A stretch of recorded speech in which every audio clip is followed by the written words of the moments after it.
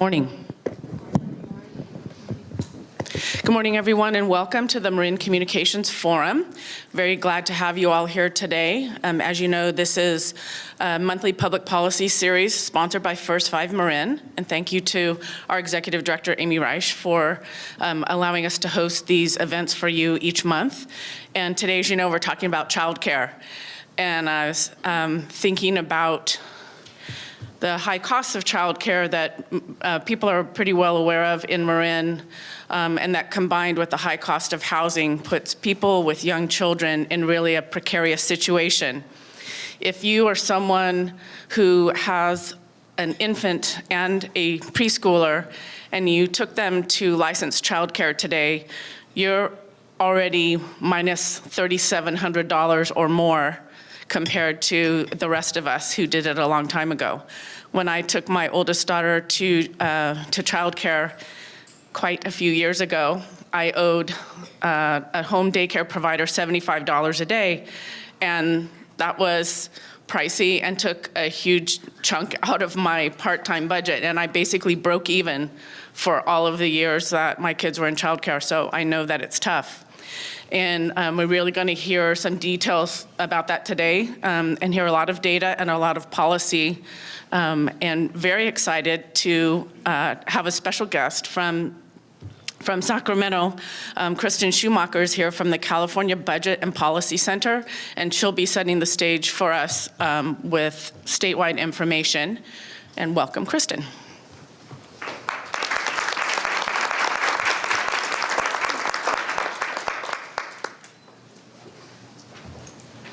Hello, everyone. I am excited to be here today. I am fighting a bit of a cold, so let me know if you can't hear me. My throat's a bit scratchy.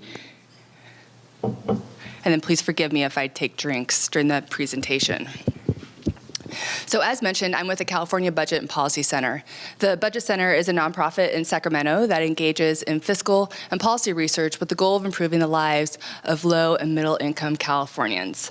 And in my remarks today, I'm going to be speaking twice, and in this first presentation, I'm going to provide some data on the social and economic context in which state policymakers are crafting this year's state budget and other policy as well.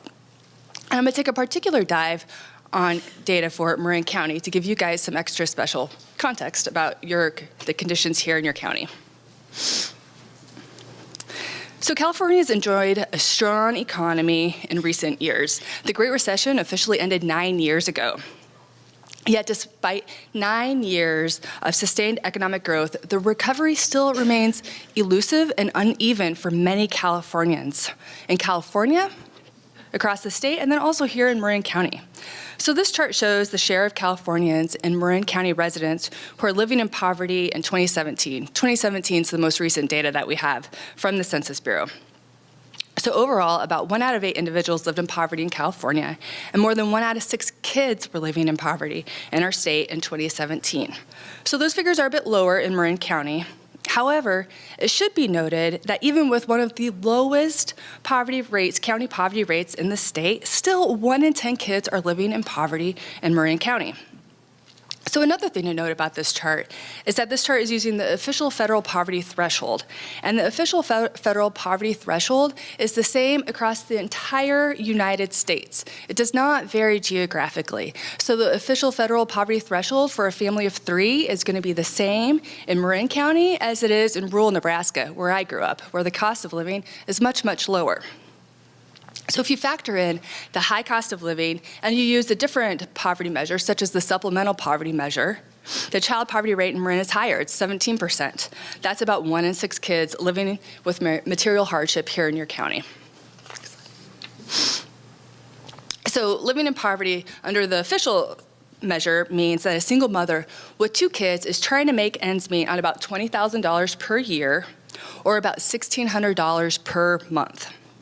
In contrast, this chart shows you how much a single parent with a preschooler and a school-aged child would need to afford the basics in California and then also in Marin County. So this chart is using the Budget Center's Making Ends Meet analysis. This is an interactive tool on our website that provides county-level fact sheets for a basic standard of living for 4 different types of families, including single parents, parents where both parents are working, 2-parent families where both parents are working, where one parent's working, and also for a single adult. But I just want to stress this is a no-frills budget. There are no extras in this budget. This is what it costs to have a dignified but basic standard of living.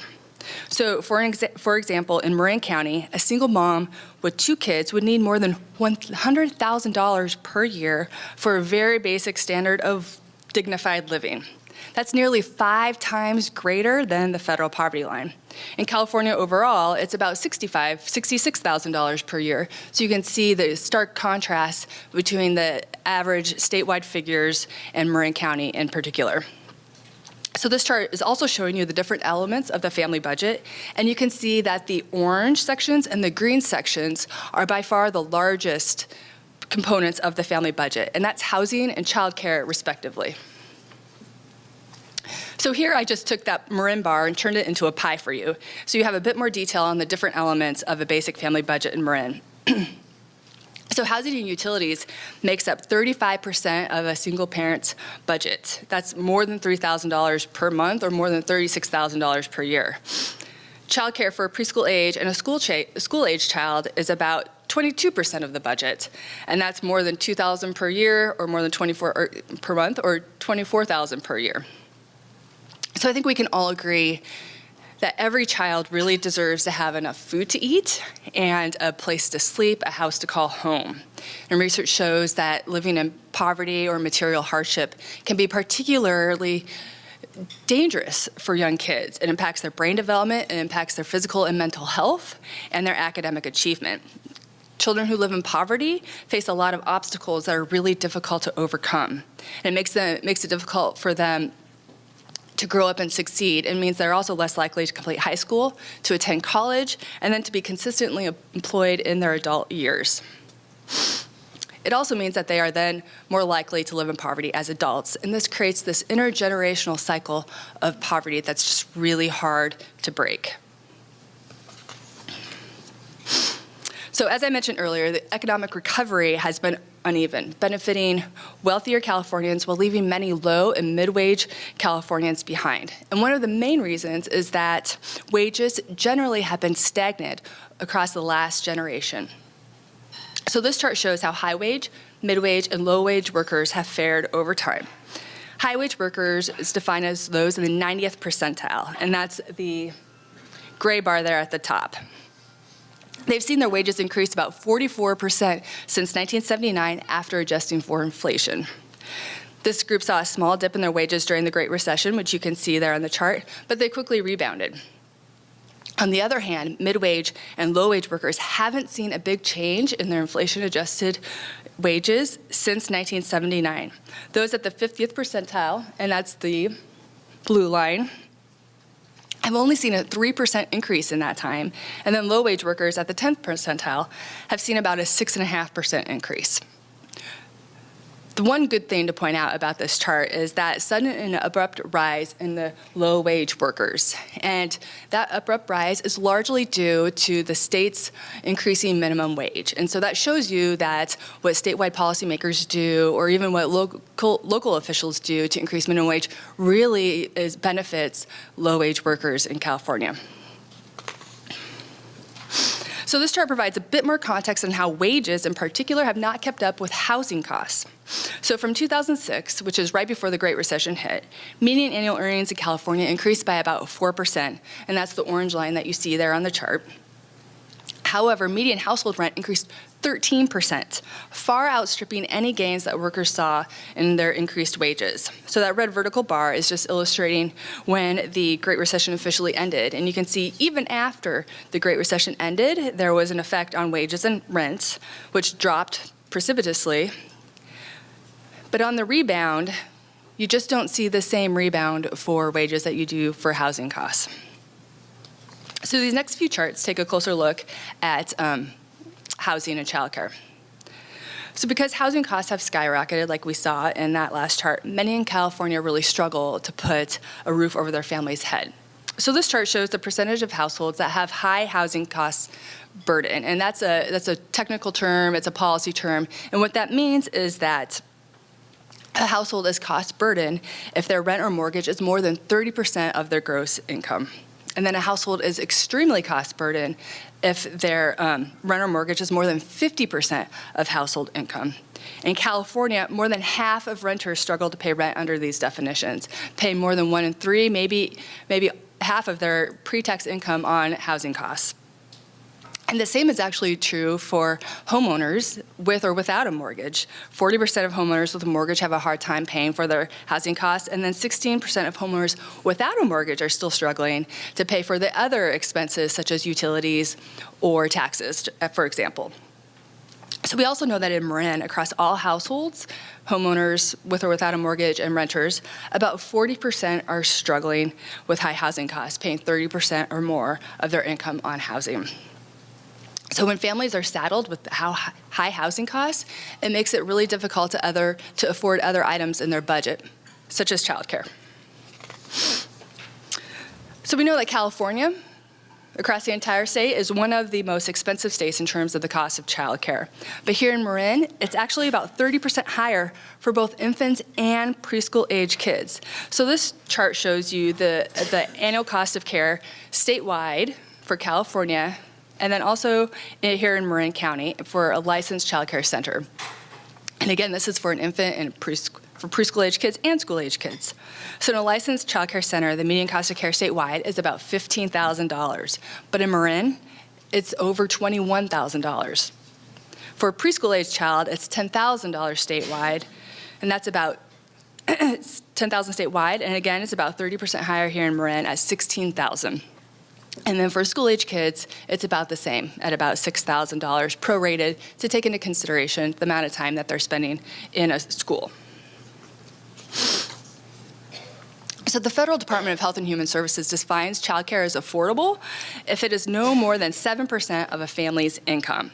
In contrast, this chart shows the share of income different types of families would spend on childcare for 2 kids in a licensed center in Marin County. So that bar on your left is a typical married couple family. In Marin, they have a median annual income of over $200,000. And that's the typical, that's the median, right in the middle of the distribution. Yet, they're still spending 13% of their income over that threshold on the cost of care for their 2 kids. So that middle bar is a typical single father family, and he's earning about $66,000 in Marin, and he's going to spend about 41% of his income on the cost of care for his 2 kids. And then the bar on the right is a typical single mother family, and she earns a typical income of about $62,000 in Marin, and she's spending about 43% of her income on the cost of care for her 2 kids. One thing I do want to note about this chart is that the state chart and then the charts for other counties actually looks a little bit different. And that's because the wage gap is actually much more pronounced statewide and in other counties. So here in Marin, when looking at full-time employment, the wage gap between men and women is a bit less severe, and that's good news. So when families don't have access to affordable childcare, they face really difficult choices, like Michele said, about whether or not they enter the workforce at all, or if they do have to enter the workforce because they need to earn money to pay their bills, who's going to care for their child? So access to California's subsidized childcare and development system can be a lifeline for many families that are really struggling to find affordable and reliable childcare.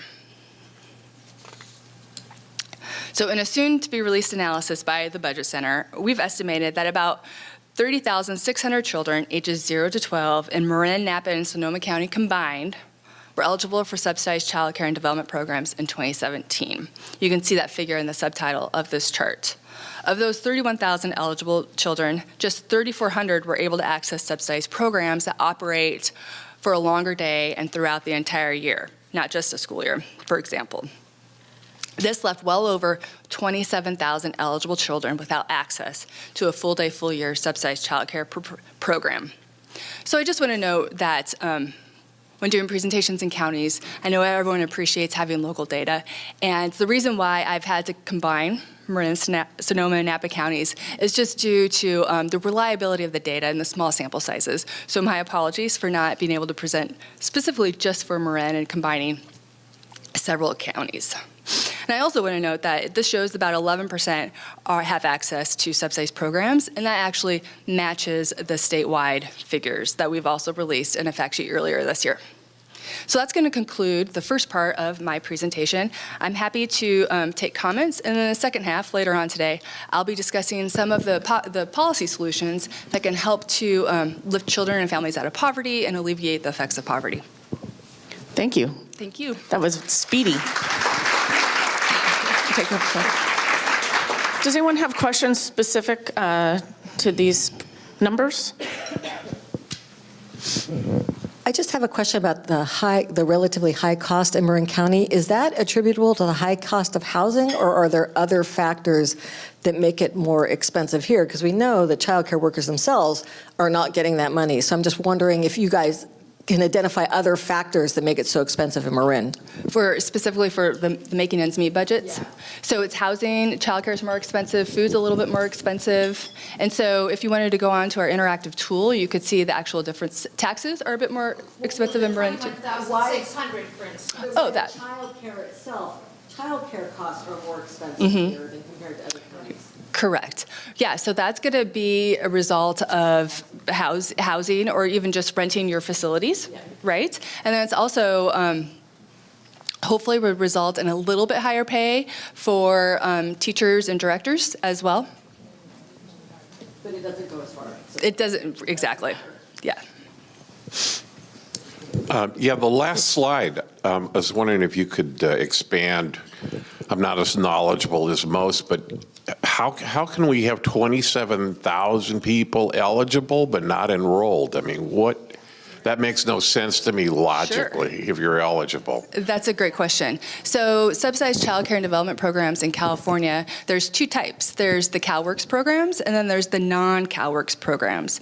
CalWORKs programs are funded as an entitlement, which means that if you enter through the CalWORKs store and you receive subsidized care, you're entitled to subsidized childcare. However, the non-CalWORKs programs are capped. The funding is capped, which means that we cannot possibly serve all eligible children and families. And that's an issue with both federal dollars and state dollars. I don't want to throw the state under the bus. You know, those funding levels at the federal level have been stagnant for a very long time. And if you don't gradually increase over time with inflation, they lose value. So we now, in the past few years, are seeing some momentum with federal funding. But, you know, we're working on it. It's a slow process. And we'll be getting into some more local numbers in the next presentations.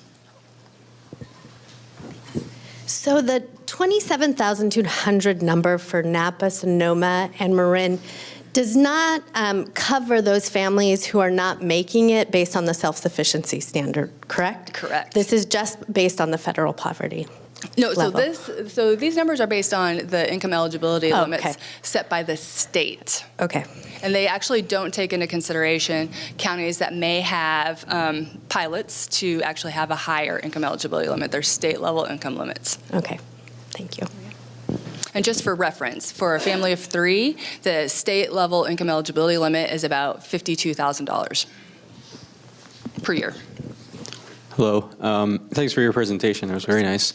I was just wondering about the maybe 2 slides ago, you showed the percentage that the average couple spends, and then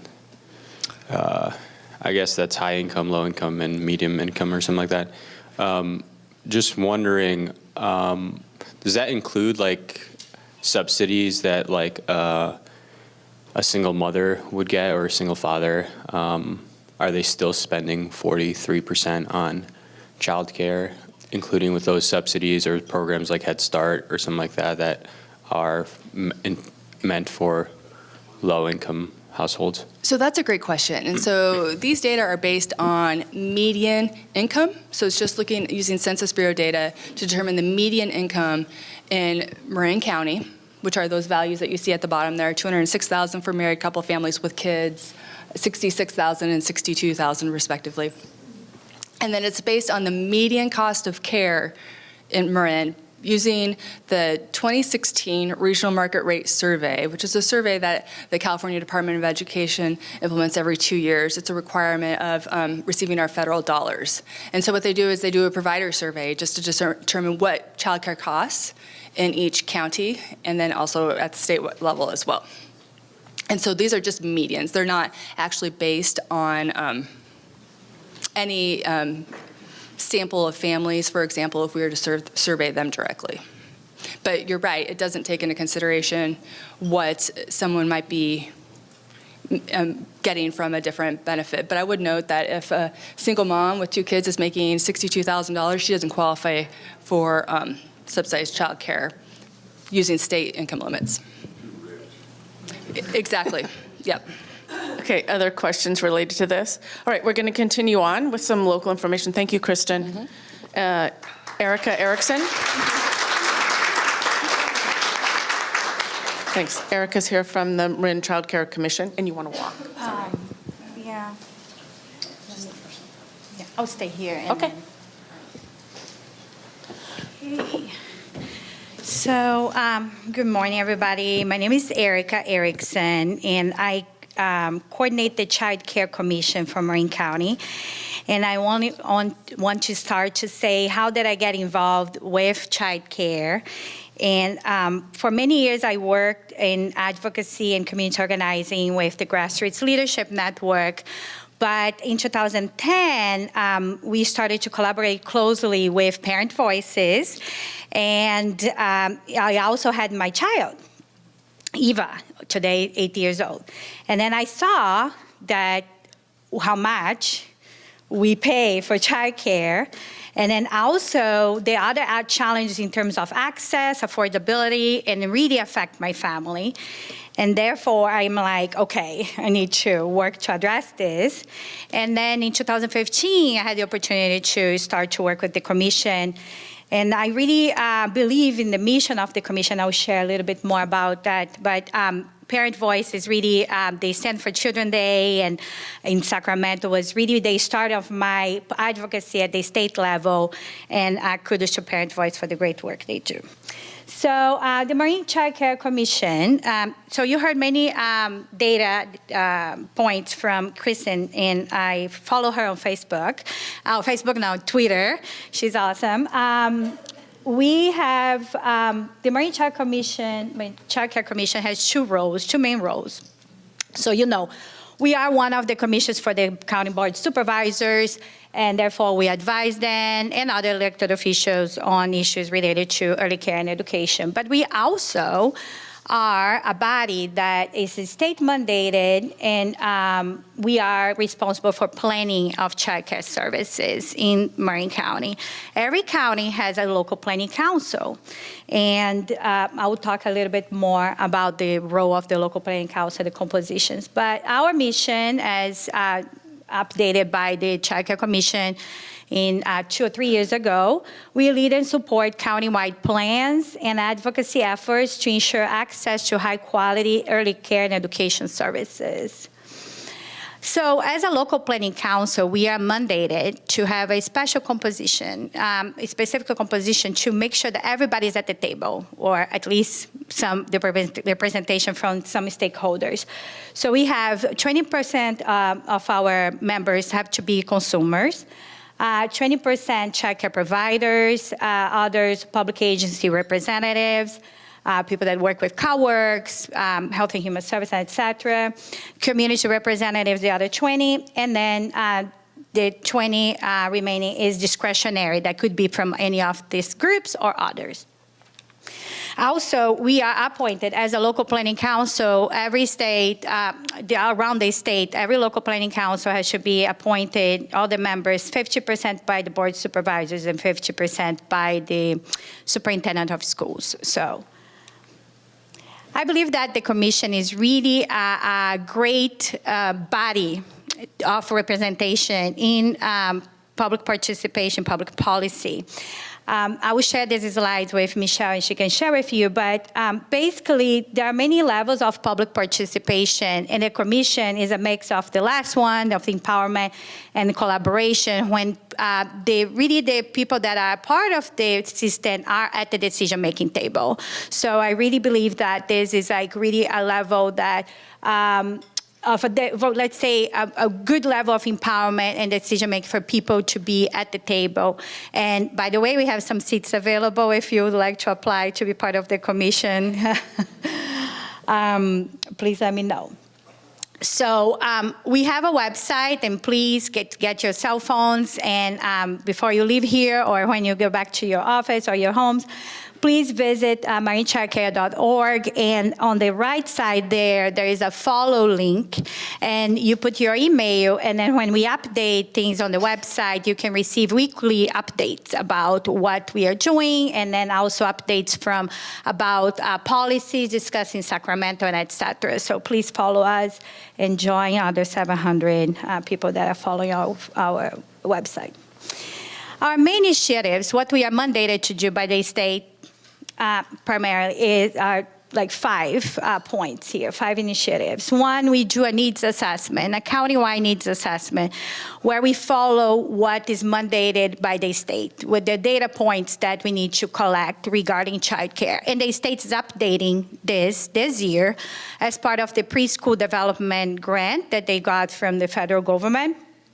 But basically, we follow that. We include other data when it's available, but we do this every 5 years. Together, the needs assessment is followed by a master plan, a 5-year master plan, where we update we basically guide, have some, is a strategic plan, a part of a general plan of the county, if you imagine that, like a chapter of the general plan for early care and education. I'll talk more about it in a minute.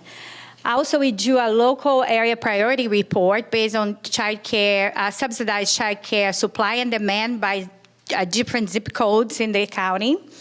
Also, we have a grant from the county, or from the state, for staff retention and development, AB 212, and this is in Marin, is managed by Marin County Office of Education, together with many other professional development initiatives. And then also we had CTKS, that's the California Kindergarten Stipend Program for TK teachers, that this was a 3-year program and is ending this year. So the needs assessment is a countywide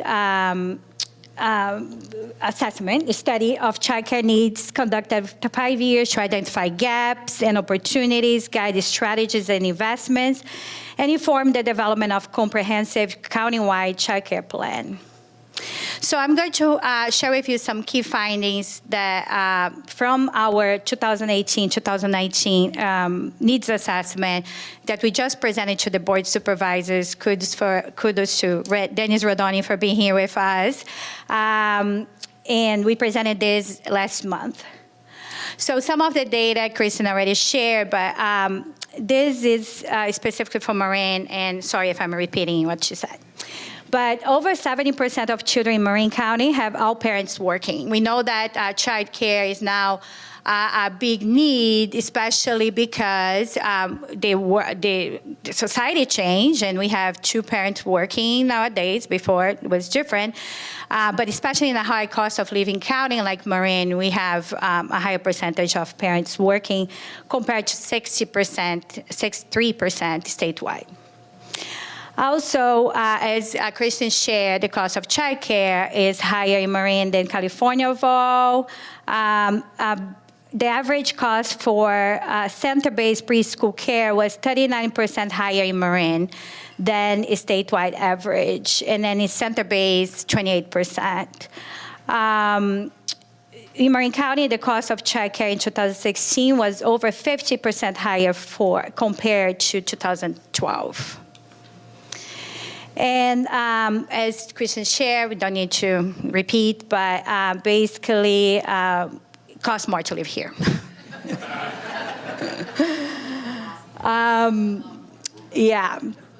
So the majority of requests for childcare are for infant and toddlers under the age of 2. And this data, I want to highlight the important work of the Childcare Resource and Referral Network. That's basically a network of the agencies like Marin Childcare Council across the state. They serve the community, they collect data, and they put this data together, they put great reports, and this is what the data comes from. And so the need is higher with infant toddlers, and then childcare keeps family working, and this is part of the slogan of Parent Voices. 90% of families seek childcare due to parent employment. Unfortunately, there was a decline overall in the number of slots for childcare in Marin in the last years. So from 2014 to 2017, the number of childcare slots decreased by 7%. As part of our master plan for many years, we have been trying to increase these slots, and unfortunately, this is not happening. The supply of childcare slots, the highlight on centers. The centers, there was a decrease in 11% actually in the number of slots in the county. But with family childcare providers, we had increase in these slots by 5%. And this, thanks to the great work of Marin Childcare Council, training and supporting new entrepreneurs in this field, it makes a big difference. So the demand for childcare is higher than the supply, as you can imagine, and Kristin highlighted some of that. But 46% of infant and toddlers with working parents of all income levels do not have access to childcare slots. 63% of school-age children with working parents do not have access to childcare slots. Over 60% of infant toddlers in working families who currently qualify for subsidized childcare. Currently, that is an income at or below 70% of state median income, and Kristin highlighted that too, are not receiving subsidized childcare. This is infant toddlers. But also 54% of school-age children in working families who are eligible for state subsidies are not receiving subsidized care. There was a lot of investment in preschool slots and preschool offerings in around the state and in Marin too, and now we see that there is a surplus of full-time preschool. We can see that for many reasons. There is TK involved and everything, but we are going to be discussing the whys in the upcoming months as part of the master plan. But there is an unmet need for part-time preschool childcare slots for enrichment and school readiness. So our needs assessments are available on our website. There are more than 30 sources of data that were used, but including the AIR database, California Resource and Referral Network, especially Marin Childcare Council. As you can imagine, turnover in the workforce is definitely critical for the offering of childcare. And this is data from 2014 and 15, but basically there is a high turnover in Marin for childcare providers and educators. I'm going to skip that a little bit, but low wage led to many providers seeking public income support around the state, and Kristin can correct me if I'm wrong, but more than 60% of early educators qualify for public assistance, and that's a big crisis in our field. The master plan, we are working on a master plan for 2020 to 2025 right now. We kick off last week with our community meeting at the MCOE. And this guides the county, all the stakeholders and policymakers on the next steps to improve our field. The areas that we have been working as a community, the three main areas identified for many years in the master plan: access, quality, and coordination are the three main areas with workforce basic for all of that. This is the focus for our 2020-2025 master plan is equity, and so we are going to be analyzing the data based on equity lens. This is how we use the plan, not only locally, but state and nationally, the data, and I'll share this with you later. This is the timeline about the master plan. So basically, we just released an RFP for consultants to work with us to facilitate our master plan and strategic plan, and by the end of the year, we hope to be presenting that to the board supervisors. In the front table there, you have our policy platform that's informed by our master plan, by the priorities identified in the community. And for more information, you can, again, follow us on our website, but also on our Facebook, and stay in contact and apply for a seat on the commission would be great. Thank you, Erika. Do you want to take a couple questions? I'll take a couple questions. Are there questions specific to the Marin numbers? Yeah. One thing that's troubling me just from this, and just superficial, but if the costs are 40% higher than the state average, but the salaries are $17 an hour and everybody's quitting, where is all the money going? Yeah, that's the same question. It can't just be rent. It's higher. It's the cost of living in Marin is definitely higher. Groceries and everything is higher. So people cannot make ends meet. I'm wondering if we could go back to slide 18. Get you. There appeared to be. Sorry. Is that possible or not? Okay. Yeah, but Basically, question, yeah. the question in general was, you were stating that the costs for the parents to be able to have subsidized childcare were excessive, yet you said in the second paragraph, the bullet says that there's a surplus of slots? Of preschool. Yeah, Preschool? there is a change in the field where affected by many factors, not only more investments in slots for preschool, but also, these are some factors, okay? I don't have all the answers. And the idea is that we will be analyzing this data based on the input from many stakeholders that are experts in the field.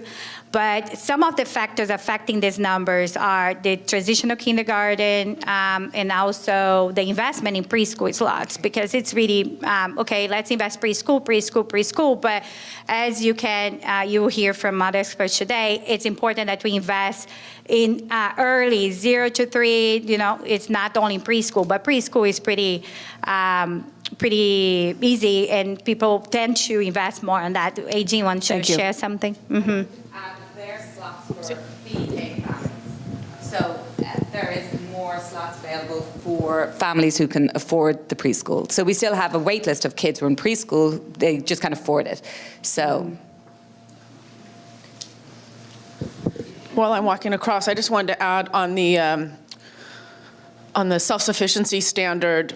We did a forum on making ends meet in Marin about a year and a half ago, and printed a document for that event detailing costs of housing, costs of childcare. Within 2 or 3 months, the document was already out of date. The numbers had increased so much. So I think right now, the self-sufficiency standard for a family of 4, 2 working parents with 1 infant and 1 preschooler is about $150,000 a year in Marin. That's what it costs to make ends meet without public or private assistance. Another question? Yeah, I have a question on the some of the percentages. Well, a couple of your slides said that the demand is higher. Is that right? The demand is higher than the supply? Yeah, there it is. Yeah. And however, it also says that like 60% and 54% of people who qualify don't take advantage of it. It kind of doesn't make sense to me a little bit, because it's like there's a high demand, but then they're not. Yeah. Maybe people aren't taking advantage of it. Actually, go ahead. Is there a lack of like awareness of this, or communication, or people just not knowing, or I'm not sure how there's a high demand and then there's also a high number of people not taking advantage. Thank you. So first of all, again, the why we are going to be exploring with stakeholders in the upcoming months. But as Kristin said, this is about the number of licensed slots, okay? So if imagine you have a waiting list nowadays for childcare. It's because we don't have the availability of that services. It doesn't mean that they are available. So this is like, it's basically like if the parents went to apply, these slots would not be available. You know, there will be more waiting lists. So many parents, one of the reasons can be like many parents don't know, it's not available. There are many factors, and then we are going to put more comprehensive report out as part of our master plan. Hi, Erika. Good morning. Good morning. So I work at Canal Alliance, and as you know, the Canal area is probably one of the one with the highest density in all Marin County. That's right. And there's also, I have not been able to find centers within that radius within the canal for 0 to 3.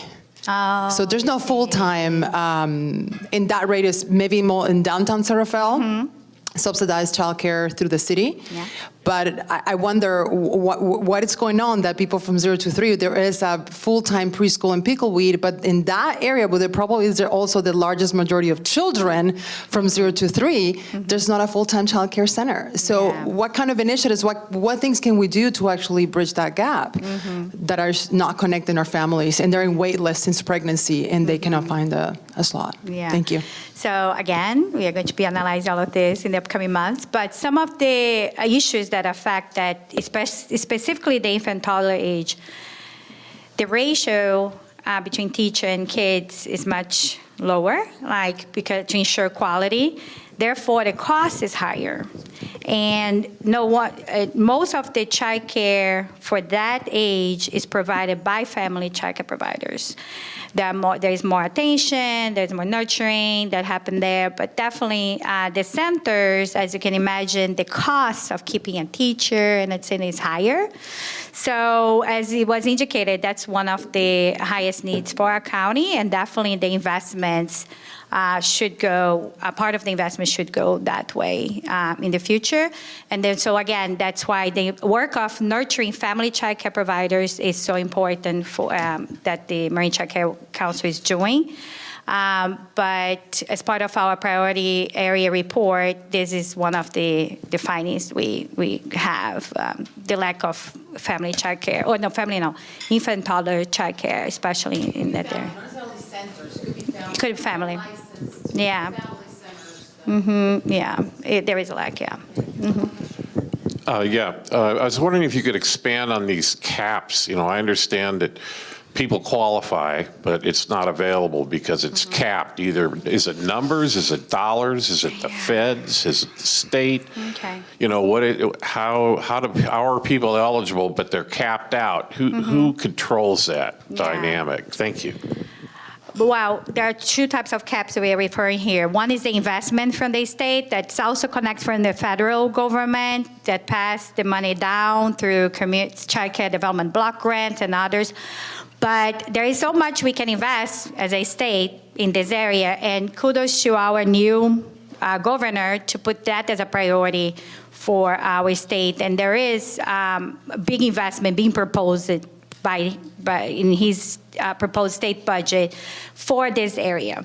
So we are working with state officials to make that bigger investment in the upcoming years. Second, the cap in terms of income that the family qualify. That's also something that the state controls. And I'm glad to report that because of the work of what we call, and you heard from Kristin, pilot counties, we had the opportunity to demonstrate that if we qualify families, instead of 70% of state median income, 85% of the state median income would address a lot of the gaps that we had in the funding and the slots not being served or being used. So the whole state, because of AB 2626 that passed last year, will be able to qualify families for state subsidized childcare at 85% state median income, not 70%. So that's another cap that we can refer to that was increased lately. Thank you. Oh, Maria has another question, but we can leave. Okay, last question, Okay. then we'll move on. Just a quick question on the role of informal care in Marin County. Oh, yeah. Is there any attempts to try to understand that system? And by informal, I mean friend, family, Yeah. neighbor, or license exempt care, and how that community may be actually shouldering some of this? Well, I think that Marin Childcare Council can answer that. But one thing that I want to highlight that Parent Voices Oakland did some years ago was a report, a specific report based on a participatory research on informal childcare in Oakland. And I believe that that could be some project that we can embrace as a community to be implemented in the next 5 years as part of our master plan, because we need to understand that, okay, we can make all these calculations, but there is informal care or, how do you say, is an unlicensed care that's as important to be measured, and also for us to make investments in the qualification of these providers that are sometimes your auntie, your mother, or et cetera, that are providing care for our kids. Thank you, Erika. Thank you. I think a lot of the questions about how this works and what happens will be answered by our next speaker, Aideen Gaidmore from the Marin Childcare Council. Thank Hi, you. everybody. Thank you. I love that I am being here. I'm going to tell you exactly how you're going to find quality, affordable childcare in Marin County. That's what I get challenged to do today, which is not that easy.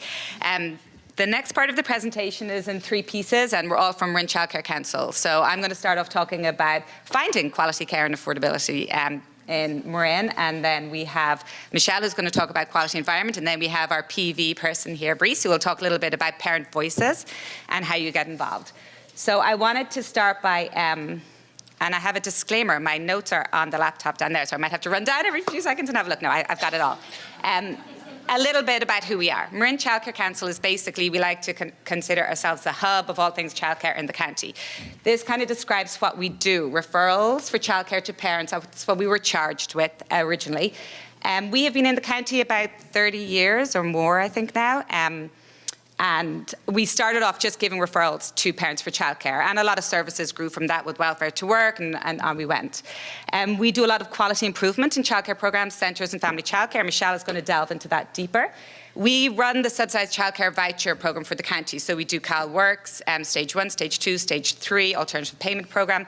And then we have a new initiative, Access to Quality Childcare, which I'm going to highlight at the end of my presentation.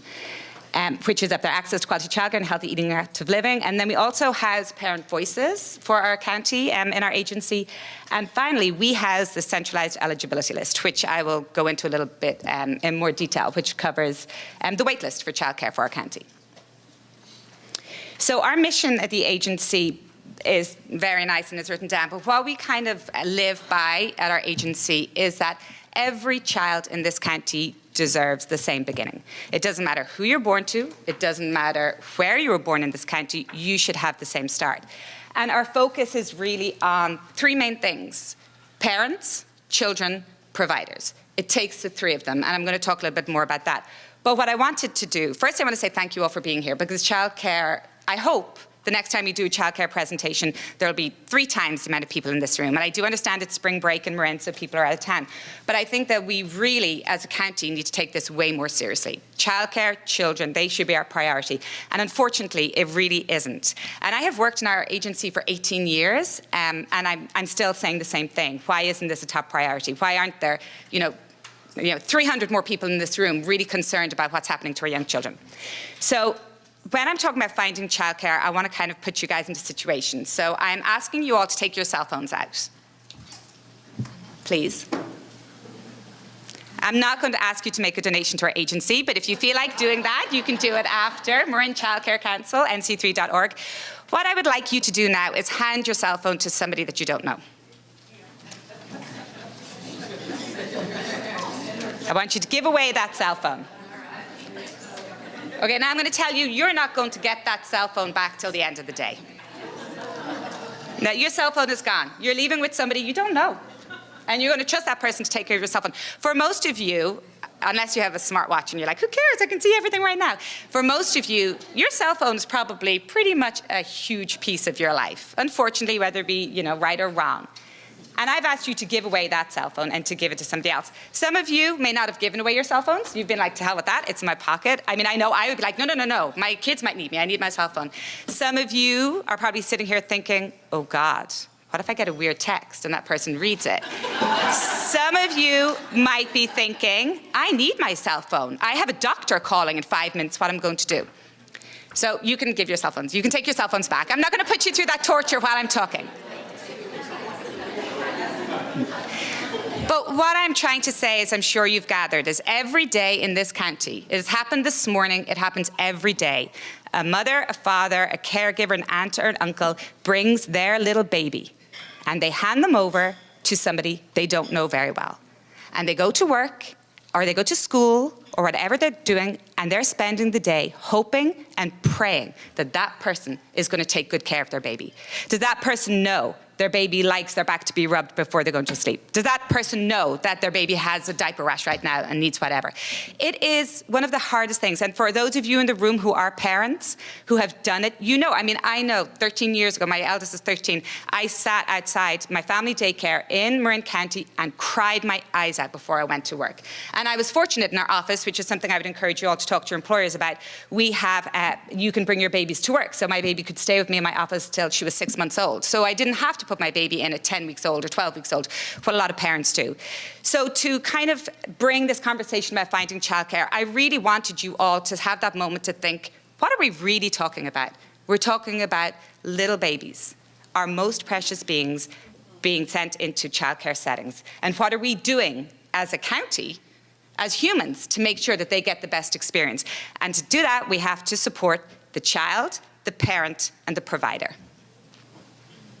So a little bit about what is this childcare landscape. So what are my choices as a mom? Where am I going to bring my baby? Right now in the county, we have about 140 childcare centres. Those are our buildings you were talking about that you need more in the canal. Those are our buildings that are licensed to take children into their settings. They range from a licensed capacity from, say, 14, could go up to 160. It's a range. Some of them do just infants, some of them do preschool, some of them do infant preschool and school age. Then we have our family childcare homes. That's when somebody is licensed to take a child into their home to take care of. Usually the licensing for family childcare homes, the highest is either 8 or 14. A small family childcare home is considered, even though it is a business write-off, it's considered a community service. So family childcare providers, it was designed to respect that it's offering a community service and that it's like a home setting for our young children. And most of our infants, when you're talking about the lack of infant care, is actually done through family childcare homes, which is why it's really important that we invest with those programs. Both these programs, both these centres and family childcare homes have to be licensed. So there is a license for them. They are supposed to be inspected annually, or is it every 3 years? Annually now. So somebody from the Department of Social Services is supposed to come in and check on these through the state. Then we have license exempt providers, and that was mentioned briefly, and that's family friend or neighbour. License exempt providers are providers who receive funding through the state for childcare. So it's not a nanny, it's a provider who actually, in our program for vouchers, we would pay a grandmother, an aunt, an uncle to take care of the child while the parent is working or in school. And we don't have a huge amount of license exempt providers in Marin County, but I can tell you along with family childcare, some of the benefits is non-traditional hours. A lot of our low-income families are working, they're actually could be working and in school, or they're working night shifts. The family childcare providers can stay open for 23 hours in a day. So they're supposed to not be open for 1 hour. But you would find in family childcare that they are taking kids for parents who are working night shifts, so they will take them in overnight. Then we have nannies and in-home care. So a nanny is not licensed, but a nanny is supposed to go to somebody's home to take care of children. They're not supposed to take care of more than one families, unless it's a nanny shares, so they're doing 3 days of my family, 2 days of Michele's family, and they can do that, but they're not supposed to take care of more than one family's children. If they do, they're supposed to get licensed and do it in their own home. And then we have informal caregiving. And unfortunately, this can be really great for some families, I shouldn't say unfortunately, but it is not monitored. And we do hear some scary stories about young children in these types of settings. Informal caregivers are, you will drop your child in next door to be watched because you don't have a childcare setting. You can't afford childcare. You need to get to work. The lady down the street said, they would take them. It's all, pay cash. There's no licensing. It does work really well for some communities where you might have a stay-at-home mom who might do like a share. I'll take your kid on Tuesdays, so you take my kid on Wednesdays. But we have had some frightening stories of what's happening to some of those young infants. We have heard stories of infants being, just left in car seats in front of the TV. A kid of 14 taking care of the young baby because the mother couldn't afford childcare. Again, as a community, it is a sad state of affairs that we're letting our youngest children have these types of situations because we're not willing to fund childcare for everybody in this county, but I won't get started on that right now. So this is kind of the landscape. So this is what I get to choose when I go out there looking for childcare. But then what if I can't afford childcare, which the majority of our families can't? And as Kristin talked about the income eligibility. So a single mom with 2 kids, they cannot earn more than it's about $52,000, $53,000 a year to qualify for our services through vouchers. And what you were looking at was, Kristin, when you were doing what the cost for a family of,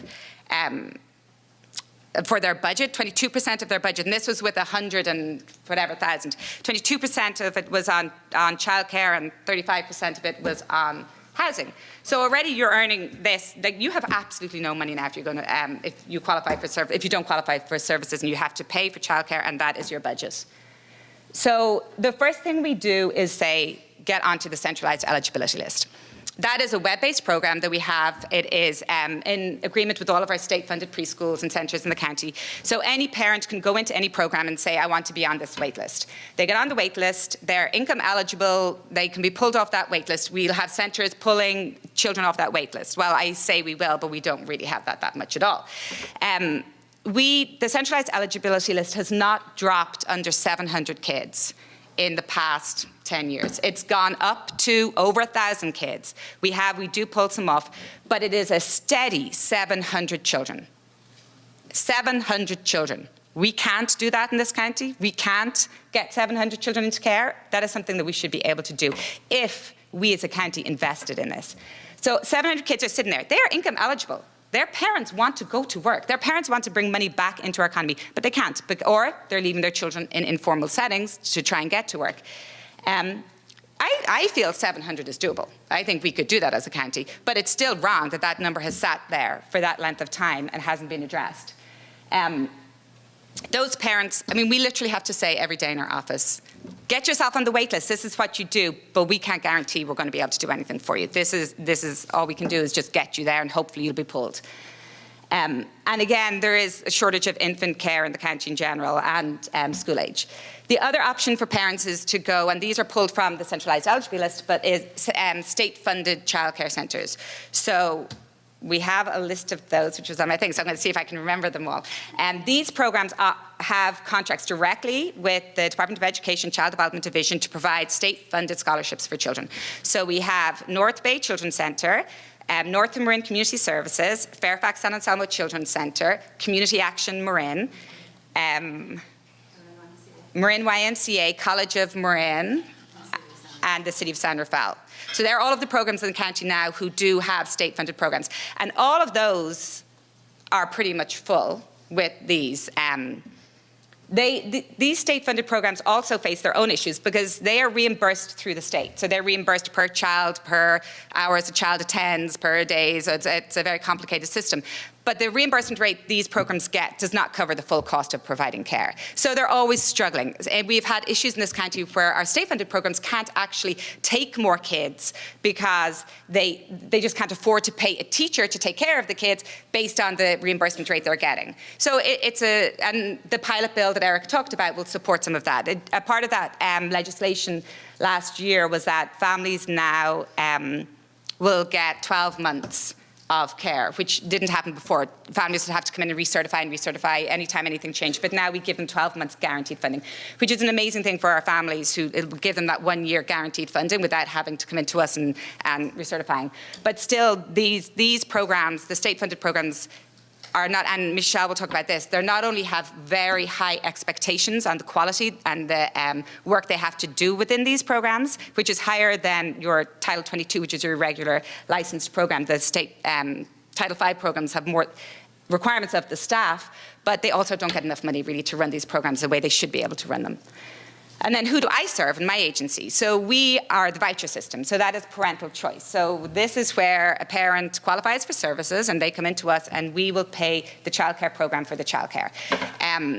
Again, it's a state system. This is state funded. So we have requirements of income and how much we can pay per day. So as you've already learned, Marin County is a very high-cost county for childcare. So I could be a mom, qualify for service, and say, I want to send my child to Happy Days, a full-time, and Happy Days charges $1,800 a month, and we can only pay $1,000. So the parent has to either say, I will pay the other $800 a month, or the program, we have some programs who say, we will kind of take that and we'll cover that piece, or the parent doesn't get to go to that program. So we contract with many childcare centres in the county and family childcare homes, but if we could pay more, we'd be able to contract with so many more of our childcare settings to cover that cost of care.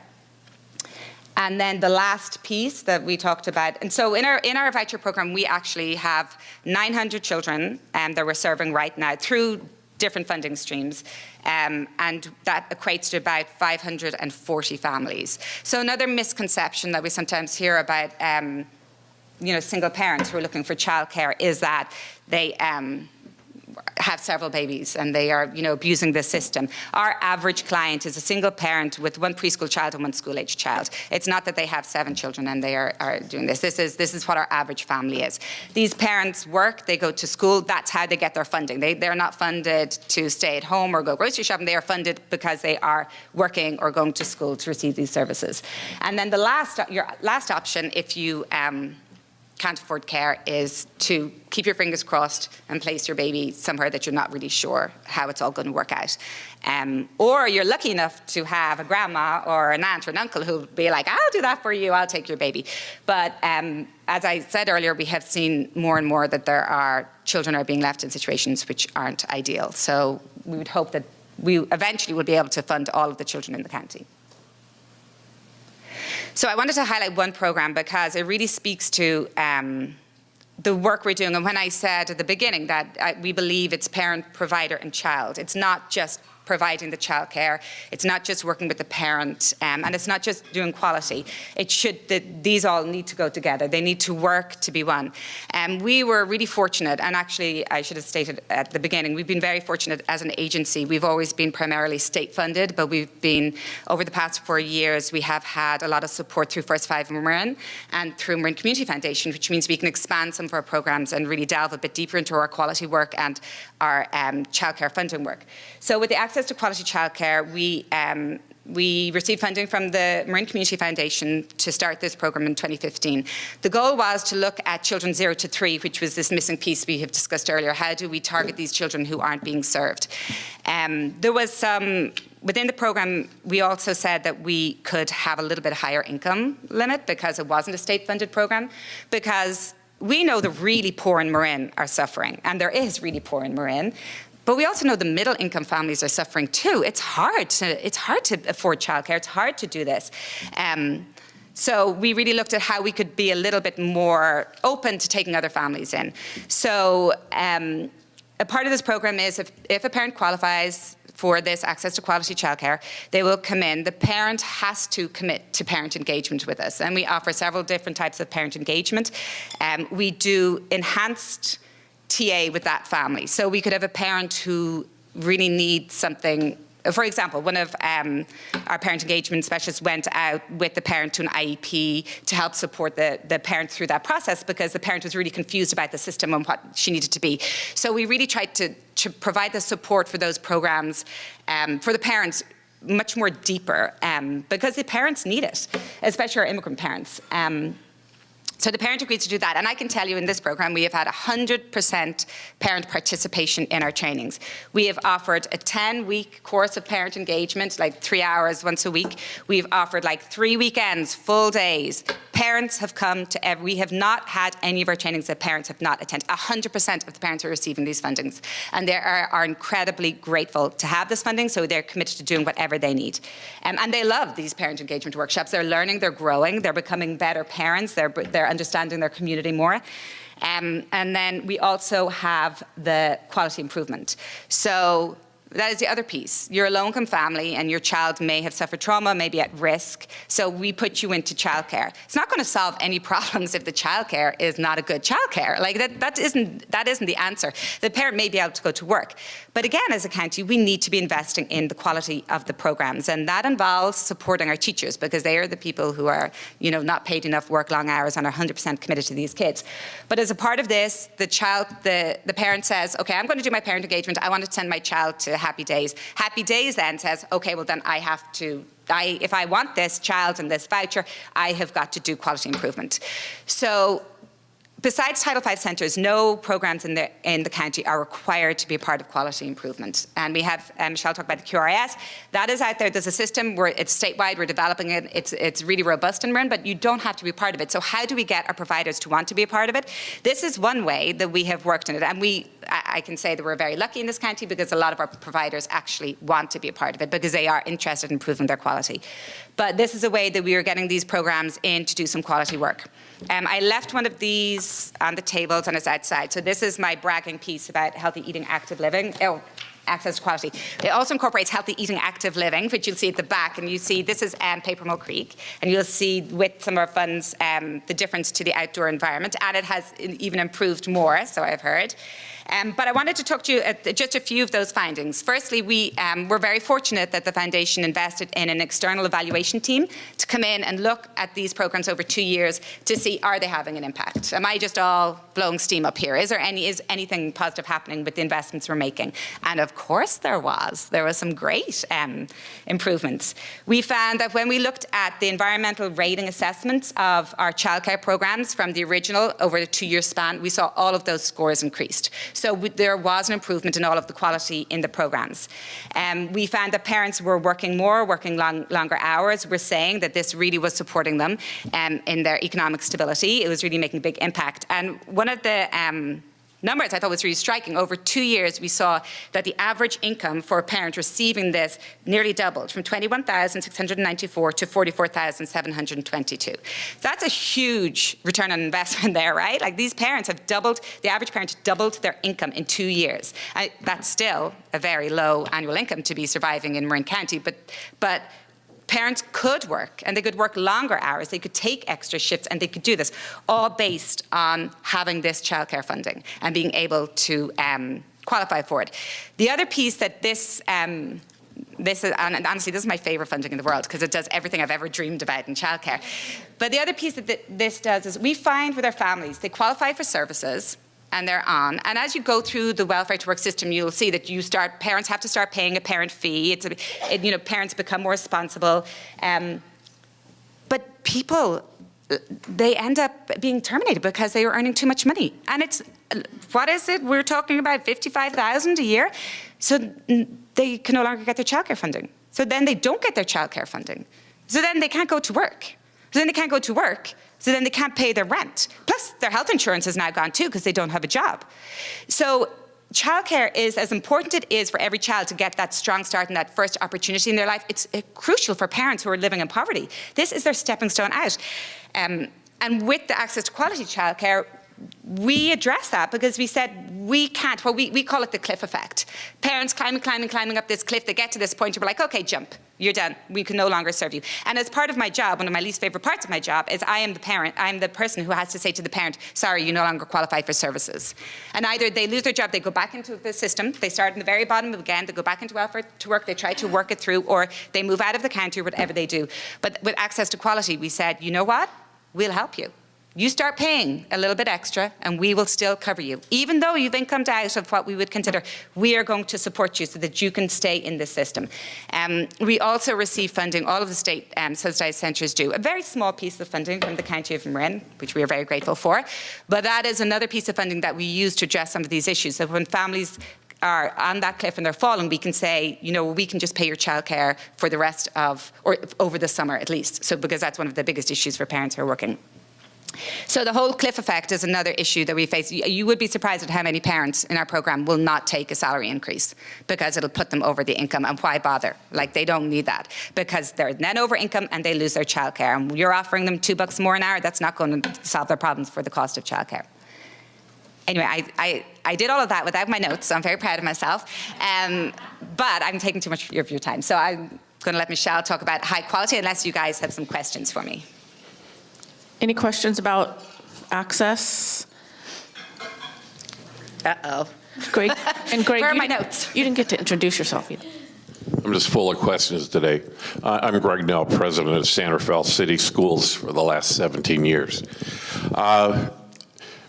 You know, this is just like an intuitive thing, but there's probably an easy answer. But, you know, we have this problem of staffing. Why aren't there more mothers that want to work in childcare? They get their kid covered for free, which would double their income, and they could make $17 to $25 an hour.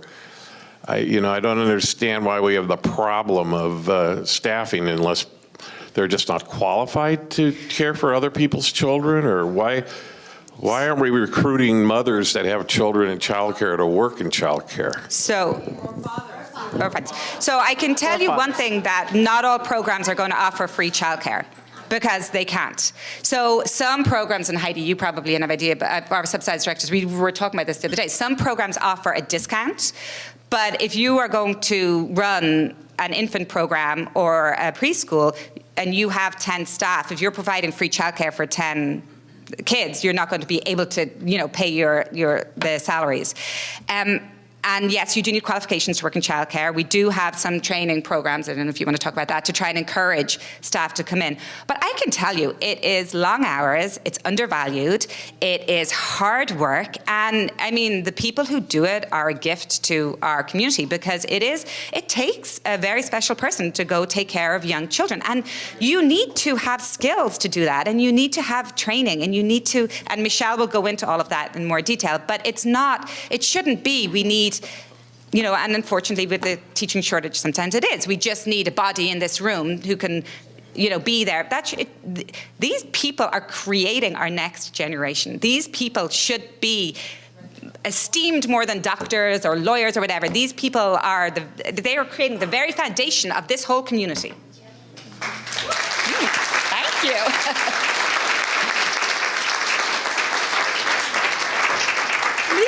I think I'd quit after the standing ovation. Am I done? Any other questions? All right, a couple more. I was only supposed to have 15 minutes. Hi, I was just wondering if you could say a little bit more about license-exempt providers, that they receive funding, but they don't need to have a license or go through the same training, and how?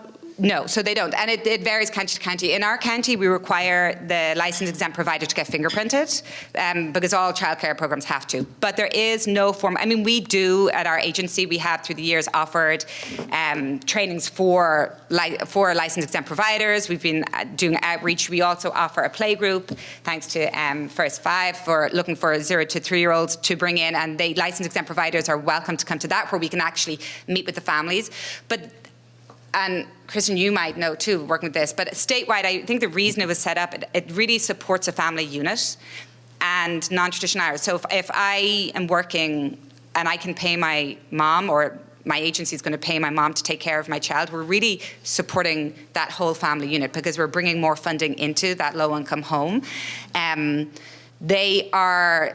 They're considered license exempt if they're receiving state funding. That's why, because they get a voucher for paying for the childcare. And they don't get much money. They are like the lowest on the totem pole as far as what we fund out, and changes were made that it was really reduced. But so the other would be a nanny. We would consider, like, people might say license exempt as a nanny because they are exempt, but when we use that term, we mean a person who is receiving state funding, and usually it is a relative of the family who is entitled to the voucher. Another question?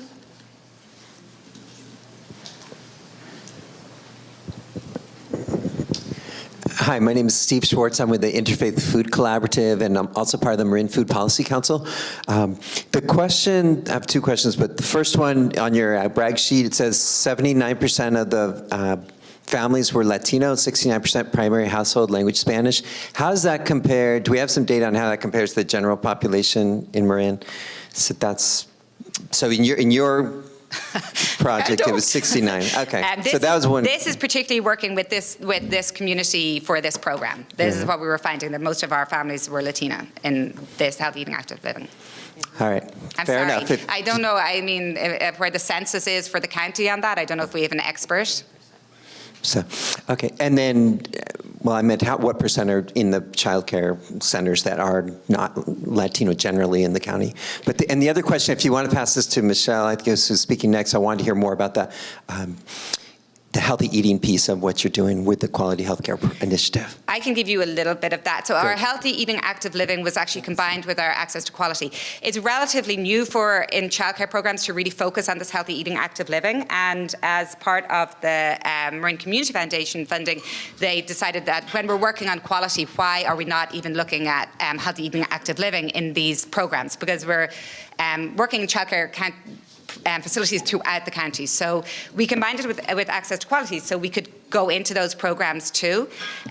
We do, the healthy eating, active living ranges from everything. We have Heal Champions, where in a childcare centre we have one person who is the champion who then will really work with the rest of the teachers around addressing how they change policies. A large goal of the program is obviously to be teaching better habits, but it's also to make sustainable changes within programs, whether it be now that program has a breastfeeding centre, which they didn't have before, or we have changed the snack process of the childcare program, that's changed, and really working with the providers on how to develop policies to give to their parents around this. So it's kind of parent, provider, child focused too. And I think Michele talks a little bit about it throughout the quality work. But as you can see from the pictures here for Paper Mill Creek, when we go into the programs, it could be, there's a variety of different things that programs need. We've gone into a program that didn't have a fridge, and that's one of the first things we need to support. Or like in Paper Mill, we really looked at the outdoor garden and how to really develop a garden in there that the children can be a part of that process and really grow with this. It's very kind of grassroots, hands-on, with each individual program gets to tell us what they really need, and then we go in and try and support them. Another question? Hi, my name is Cameron Hunter with Marin Promise Partnership. I was just curious if you happen to know the average or median disparity between vouchers and program costs in Marin County. Is there any attempts to quantify what that gap typically is? I could probably get that for you, but I don't have it right now. Like the gap between how much we pay and what the cost of the centre. Exactly. That would change based on centre too, because you have some programs in Southern Marin who may charge a lot more than a program in Novato. And so it really would vary. So is it a pretty wide range? Yes. Yeah. Like, I mean, you could have $400, $500 that the parent would then have to pay if they wanted to go to that program. Right. Okay. I mean, I could pull down numbers for you. Somebody in my team could. Let me get back to the office if you wanted. So feel free to email if you really want to get that actual data. But I can tell you it could be really quite a large amount for a parent. And the parent we're talking about can't afford $400, $500. They can't even afford that. That's right. Thank you. So it does limit their choice. Okay, one more question.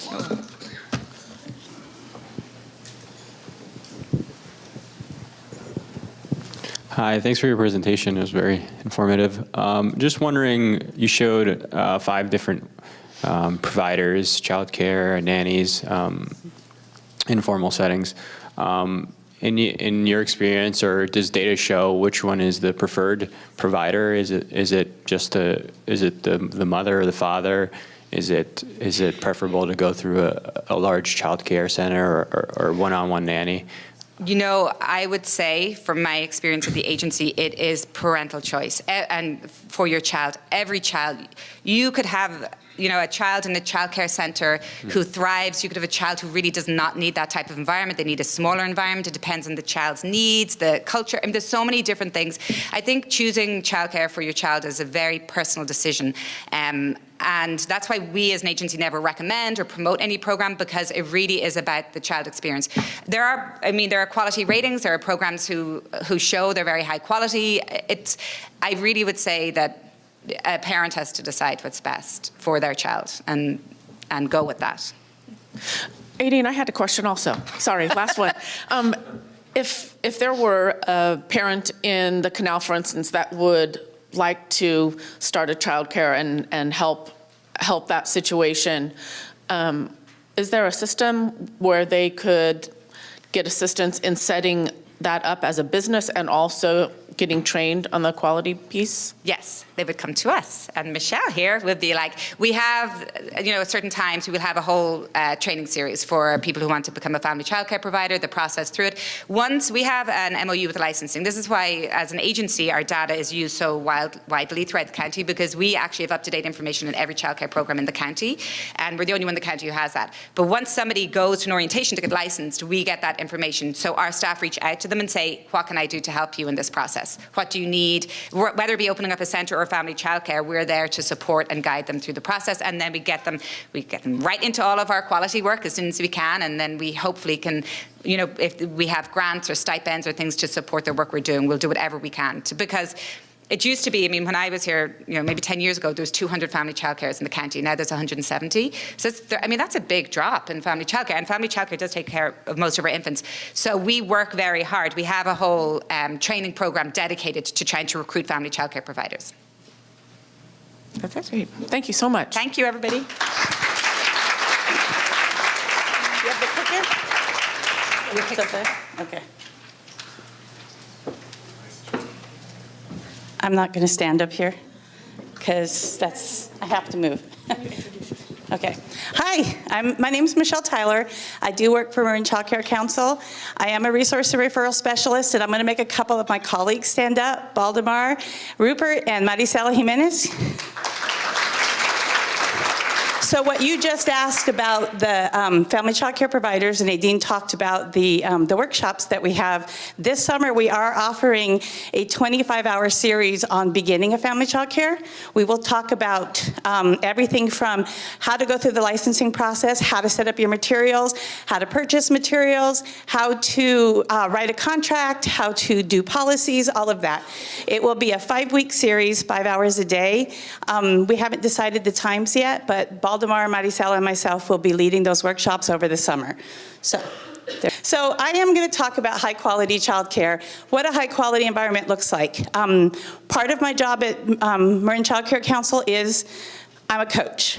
I go out into the field, I go into centers, I go into family childcare providers' homes, I have conversations with them, we look around at what they're doing, we talk, and I meet them where they are, and we talk about what they want to improve, what they want to work on. And I actually see several people in this site that in here today that I work with, so I might have to call on them a couple times to talk. But when Aideen asked me to do this presentation, she said, can you do a presentation on what quality looks like? And I said, okay, when? She said the 8th. Okay, this was last week, so I'm like, okay, I got a week.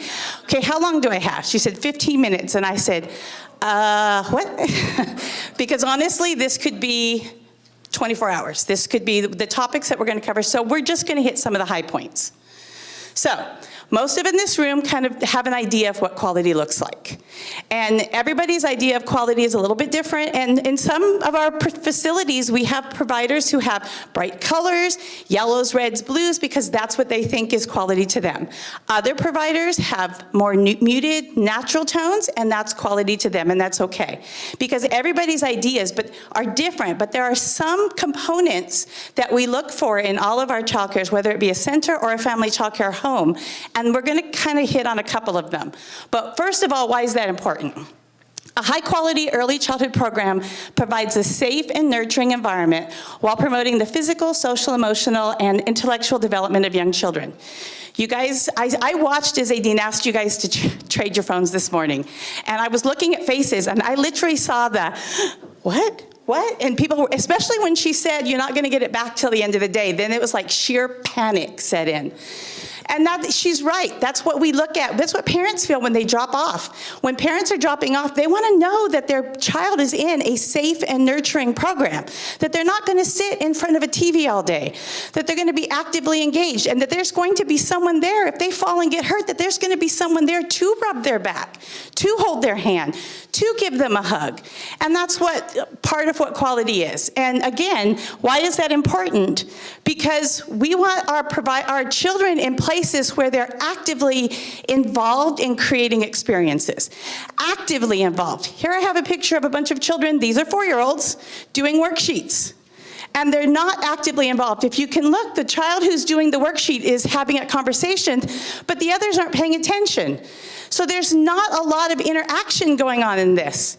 But if you look at this child who is actively involved in putting something together, he's creating, he's got these materials in front of him. He's figuring out what fits, what doesn't. So his brain is firing. He's got all of these neurons firing in his brain, and he's building his brain by figuring out, okay, I want it to do this. So this is what I want. No, this doesn't work, so I'm going to trade it and do this. Or this is what I'm going to do, and I'm going to trade it to do this. Bev Boz said, if it's not in the hand, it's not in the head. So if a child can't hold it, move it, touch it, and manipulate it, they're not going to remember it. So if you go back to that worksheet and they're just with a pencil, that's not something that they're going to remember. But do you think that this is going to have the same? They were doing a math worksheet. This child is working on math. He's working on space. He's working on fine motor skills. He's working on gross motor skills. He's trying to think of what goes where. Sorry, I'm talking really fast and my voice is still shaking. So, here again, we have Mr. Rogers, and Aideen had a Mr. Rogers quote. A lot of people say that children don't need to be playing, they need to be working. But play is work to children. We help with concepts with children, but then when they're playing, they're testing those concepts. That's how children learn. We can say, hey, if you've got 2 eggs and you've got 2 eggs, you've got 4 eggs. 2 + 2 is 4. But then when they go to the dramatic play area, they're going to test that. Okay, I have 2 and you have 2. We have 4. How can we make sure we have it evenly? Wow, it works. But they're testing out all of those things that we're teaching them. And they have to do that. Again, if it's not in the hand, it's not in the head. So here are some of the key components that we're going to hit today. Really quick, I probably have like 5 minutes left. Aideen, I saw her look at her watch, so she's timing me. Relationships, the environment, assessments, relationships with families, and then the most important component in a program, the teachers. Building relationships. Every child needs one person who is crazy about him, right? Everybody's like, we all know that. Imagine going to school and not having a relationship with someone.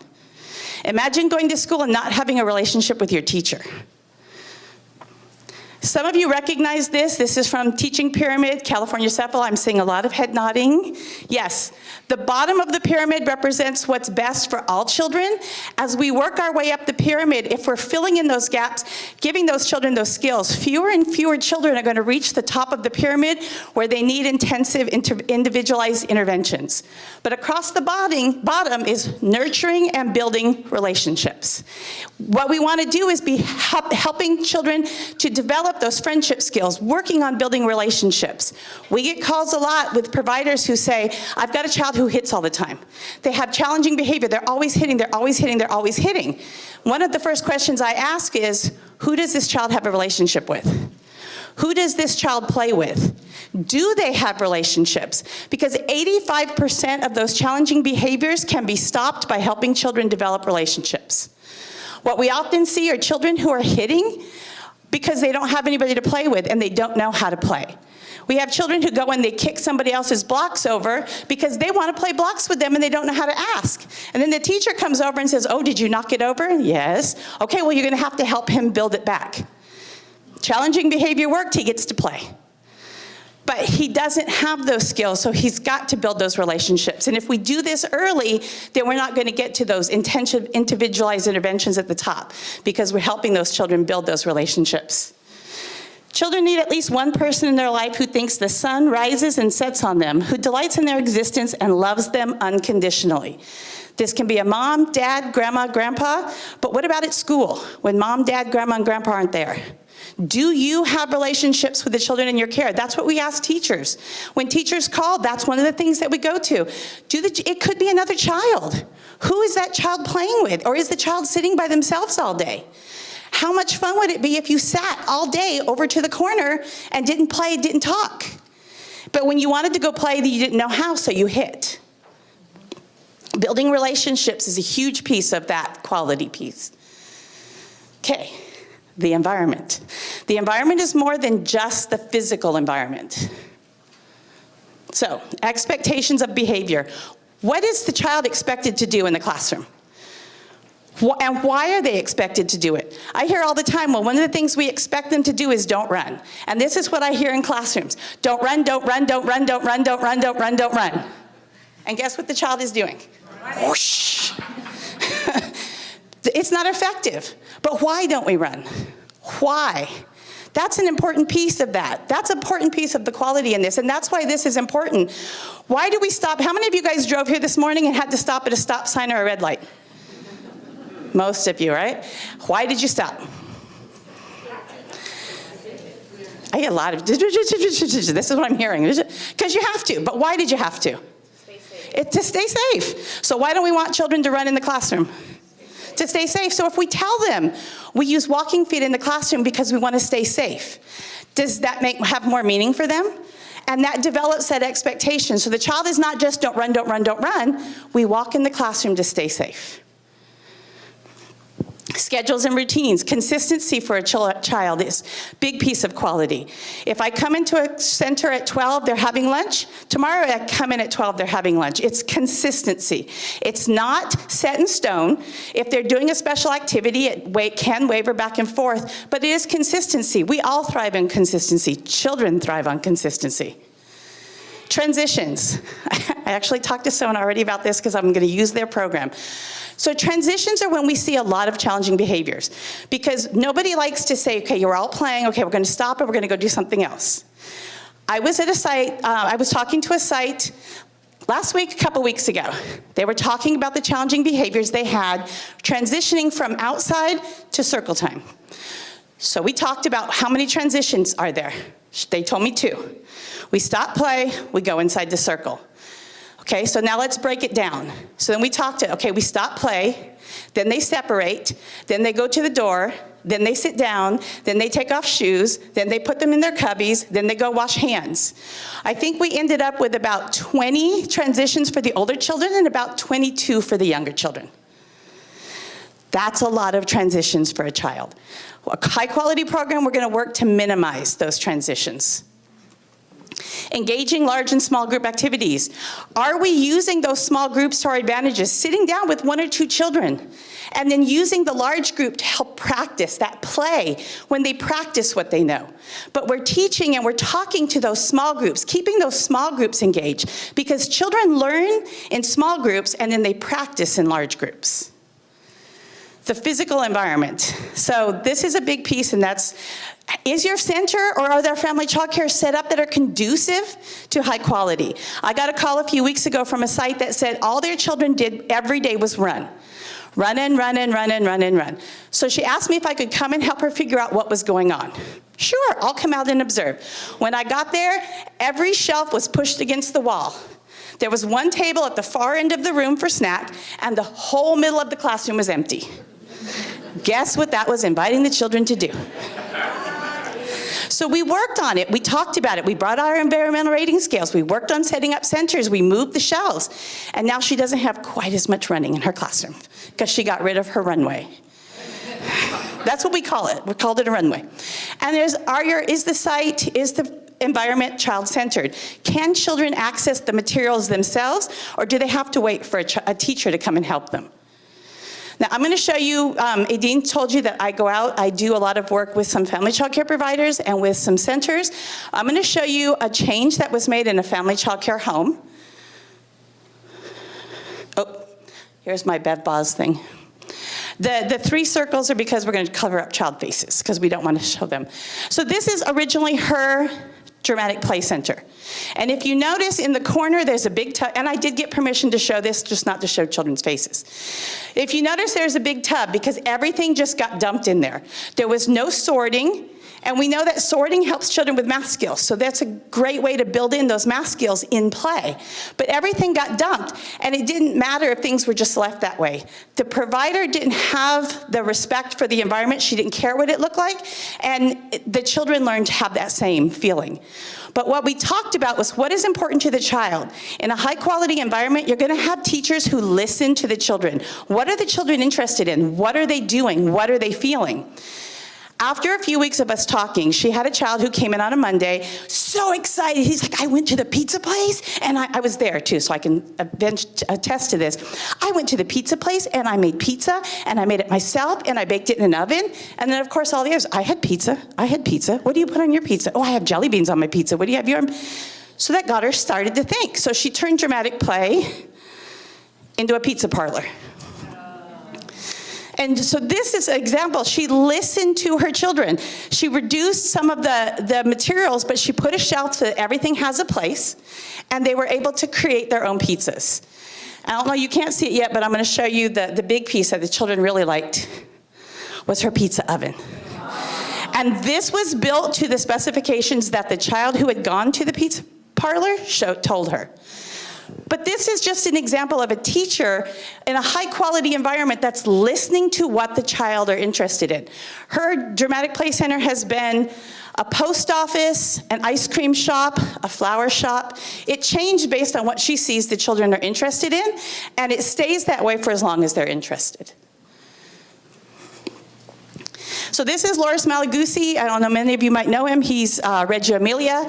He said, it's been said that the environment should act as a kind of aquarium which reflects the ideas, ethics, attitudes, and cultures of the people who live in it. This is what we're working towards. And this is what a high-quality environment looks like. Is everybody represented?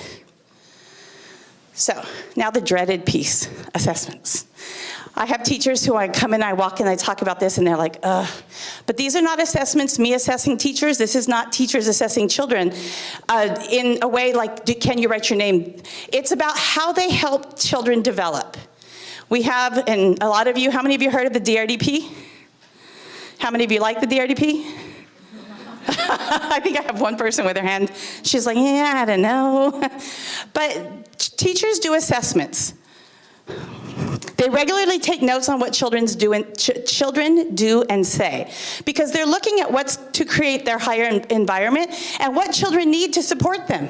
If a child is struggling with making friends, the teacher is looking and taking notes, and it's like, okay, he's having trouble, he's having challenging behavior because he doesn't know how to interact and make friends, so I'm going to start teaching and embedding some friendship skills in my curriculum.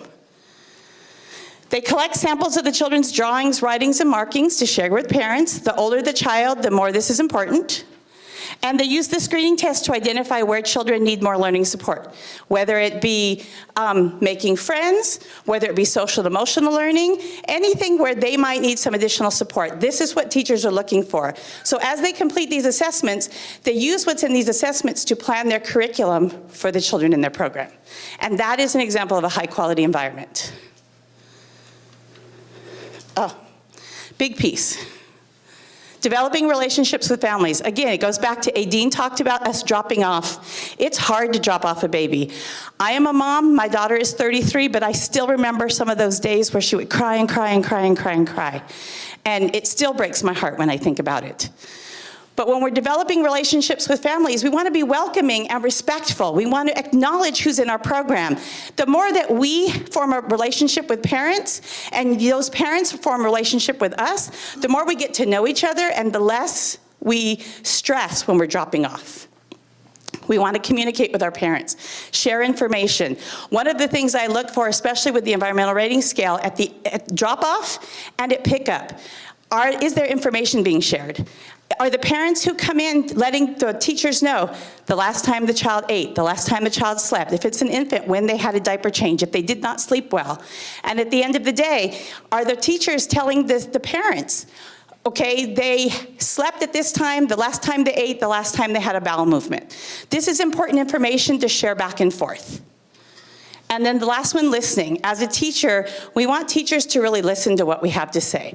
They might not always agree with what we have to say, but we want to listen. And we want the parents to listen too, so that there's a mutual listening back and forth. I put this in here because I was talking about communication, but one of the things we need to talk about is parents from other countries who don't speak the language we do. And everything we send out is in English. So this is my agenda for today. Who can tell me what it says? Can anybody read any of it? But when we have parents in our program who don't speak English and we only communicate in English, this is what they see. And then we wonder, well, we have this coming up, why didn't they turn in their form? Well, we have a field trip and they need to pay, why didn't they pay? Well, there's teacher conferences coming up, you were supposed to sign up. And I've heard this, but what do they see? They have no idea what this means. I'll let you guys off the hook. Here's our agenda. And the language it's in. But how hard would it be, even for children who come from other languages, and everything in our programs are labeled in English? What do they see? How do they learn if that's not something they can read? So a high quality environment is going to embrace the languages of all of the children that are represented in it. Okay, so now we come to the piece on teachers, which is probably the most important. We have the HEAL work that's going on, where we're teaching children about healthy eating. We're teaching teachers to help parents understand nutrition and what it means and what it looks like. Active living, how do we move? We have 2 HEAL coordinators in our program. Baldemar is one of our HEAL people, and Madeline McCann, who go into program and they do activities with children. They've done gardening activities with children. Our paper mill person left, but they have a garden and they've pulled things off and ate it. And you know, when children grow things on their own, they're more apt to eat it. So you can get them to taste test. So we have those kinds of things going on. We have the access to quality care, where we go and we're talking about environmental rating scale. We're talking about class tools. We're talking about how teachers talk to children. There's a lot going on, and this is probably the biggest piece, because you can put $1 million into your program. You can buy the best materials. You can serve organic food. You can hire anybody you want on staff. But if you don't have a teacher who knows how to interact with that child, none of the rest of it matters. When we hire those teachers, myself, I used to be a teacher. I've been in this industry for over 30 years. And when I was teaching, I bring my values, perceptions, and beliefs into the program, as does every other teacher.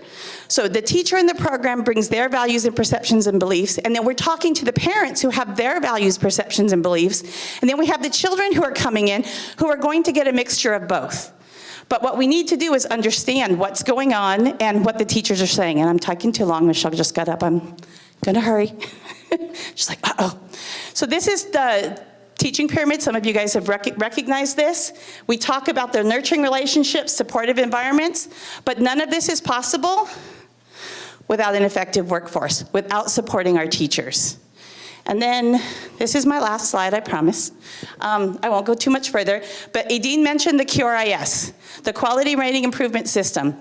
These are some of the things that teachers expected to do. Observe our children and do developmental screenings. Find out where our children are, what needs to go on, what needs to happen. And then we look at the minimum qualifications for teachers and for family child care providers. What's their education level? How many units do they have? How many hours of professional development do they have? Effective child-teacher interactions, how we talk to children. One of the biggest pieces for us is not just to teach children ABCs, 1, 2, 3s, but one of the things, we're teaching children how to think. I love Julie Kurtz, some of you might know her.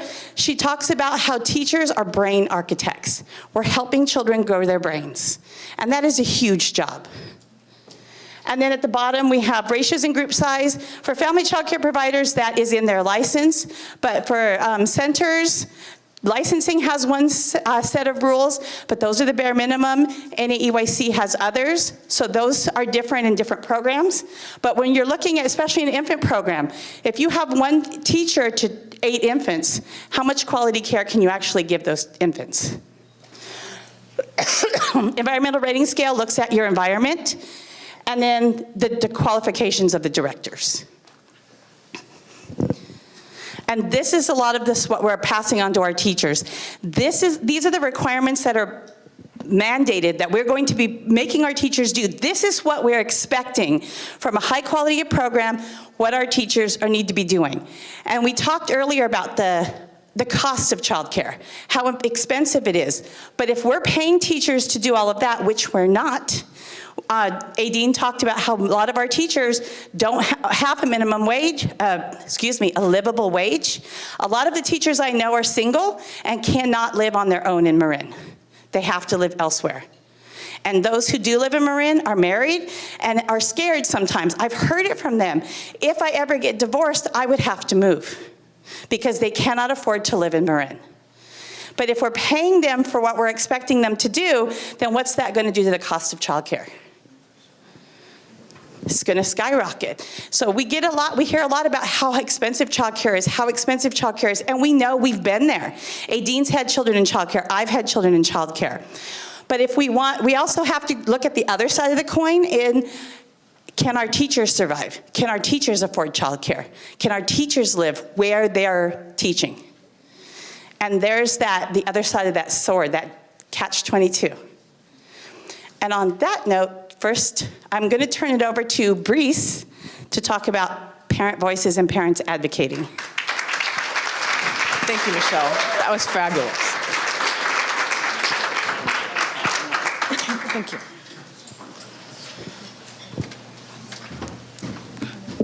Good morning. My name is Bris Saligan. I'm the Parent Voices Coordinator. So as mentioned, quality and affordable childcare is essential, yet it's not accessible to all families. So through the advocacy work of Parent Voices, we strive to improve the California childcare system with providing parents leadership and advocacy opportunities to voice their unique childcare needs and experiences in the policymaking process. So what is advocacy? Calling for change when and when change is needed. Representing the needs of others who cannot represent themselves. Going to the source who can make change happen. So why advocate? Because you're the ears, eyes, and voice of the community. Decisions on the state budget programs impact you and the parents you serve.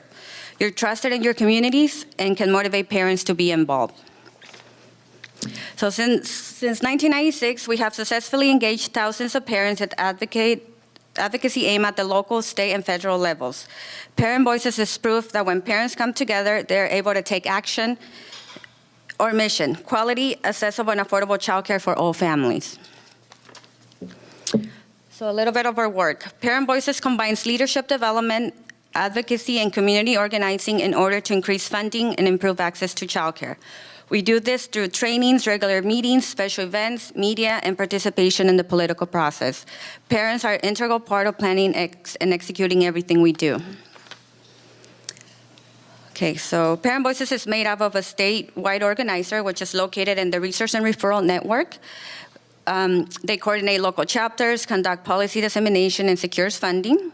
The steering committee, which is made up of elected parent leaders from each chapter who governs the organization, they set policies, develop campaigns, and approves various activities. Local chapters. We have 15 chapters statewide, which meet monthly. They provide dinner and on-site childcare. Meetings are a great opportunity to meet other parents and learn about what's happening in the community. Marin meetings are held the third Monday of every month from 6 to 8 p.m. at the Marin Childcare Council office. Some of our biggest annual events, Knowledge is Power, which is an advocacy training done around the month of March, where parents learn the basics of community organizing and receive information regarding state and federal budget cuts for the year. Stand for Children Day. So this is our biggest advocacy event of the year, which is held the second Wednesday in May.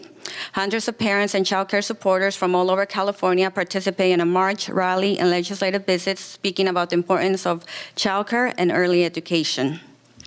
So this is an all-day event. Thanks to funding from First Five, we're able to take over 50 parents this year and provide them with transportation, meals, and materials. So parent leaders and organizers participate each year in a 3-day leadership retreat where we vote on the platform for the coming year and we develop campaign and strategy. The Leadership Academy is a 6 session training where parents learn a variety of community organizing skills. Sessions includes topics such as how government works, voting rights, speaking to the media, and more. At the end of the academy, parents have a celebration as a reward for their commitment. This year, thanks to funding from Marin Community Foundation, 22 parents are currently participating in Leadership Academy in Marin. So what is Parent Voices working on this year? So we're happy to co-sponsoring AB 194, which was introduced by Assemblymember Eloise Gomez-Reyes, Building Equitable Futures for Family Act. So this bill would invest $1 billion over 3 years to increase the number of subsidized childcare slots for the highest need families. This funding would mostly go to alternative payment program and general childcare, which serves the majority of infants and toddlers where the need is more critical. And so this investment would bring California closer to meeting the high demands for childcare in the state and to address the needs for families. Another bill that we're co-sponsoring is SB 321, introduced by Senator Holly Mitchell, Strong Start for CalWORKs Family Acts. So this bill would streamline Stage 1 childcare eligibility rules for families participating in the CalWORKs program. It would provide them 12 months eligibility to align with other programs in the state. We do have some more information on both of these bills if you would like to get some fact sheets out on the table. How can you get involved? So there are many opportunities coming up where you can get involved. So attending budget hearings. This is a schedule of the 3 upcoming hearings. If you know of a family in your program that's been waiting on the subsidized childcare list or would like to share their stories, please connect them with us. And we do offer stipends for parents that attend. Also, meet with your local legislators in your community. Let them know that childcare is a priority to you and the need of a local funding source. Write letters of support for bills that benefit children.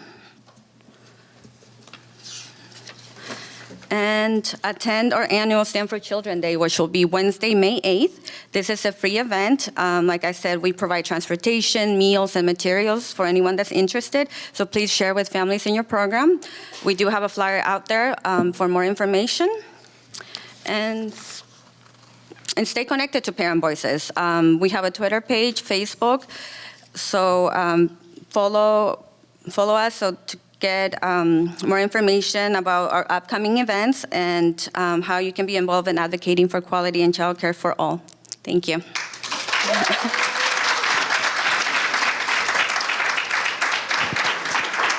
you. That was really great. Good job. Sorry. Thank you, Bris. That was wonderful. And if you've seen the blue T-shirts, you know who's been there not only at the state capitol, but also before the Board of Supervisors and lots of other local venues advocating for working parents.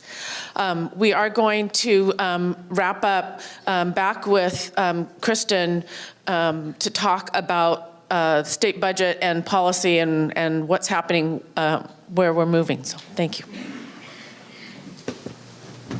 Hello, everyone, and thank you for everyone that stuck around for the last presentation. So because we're short on time, we're running a bit late, I'm going to fast track to the very meat of it, what you guys really care about, which is the governor's investment in subsidized childcare and development in California. So if you wanted to scroll to 22.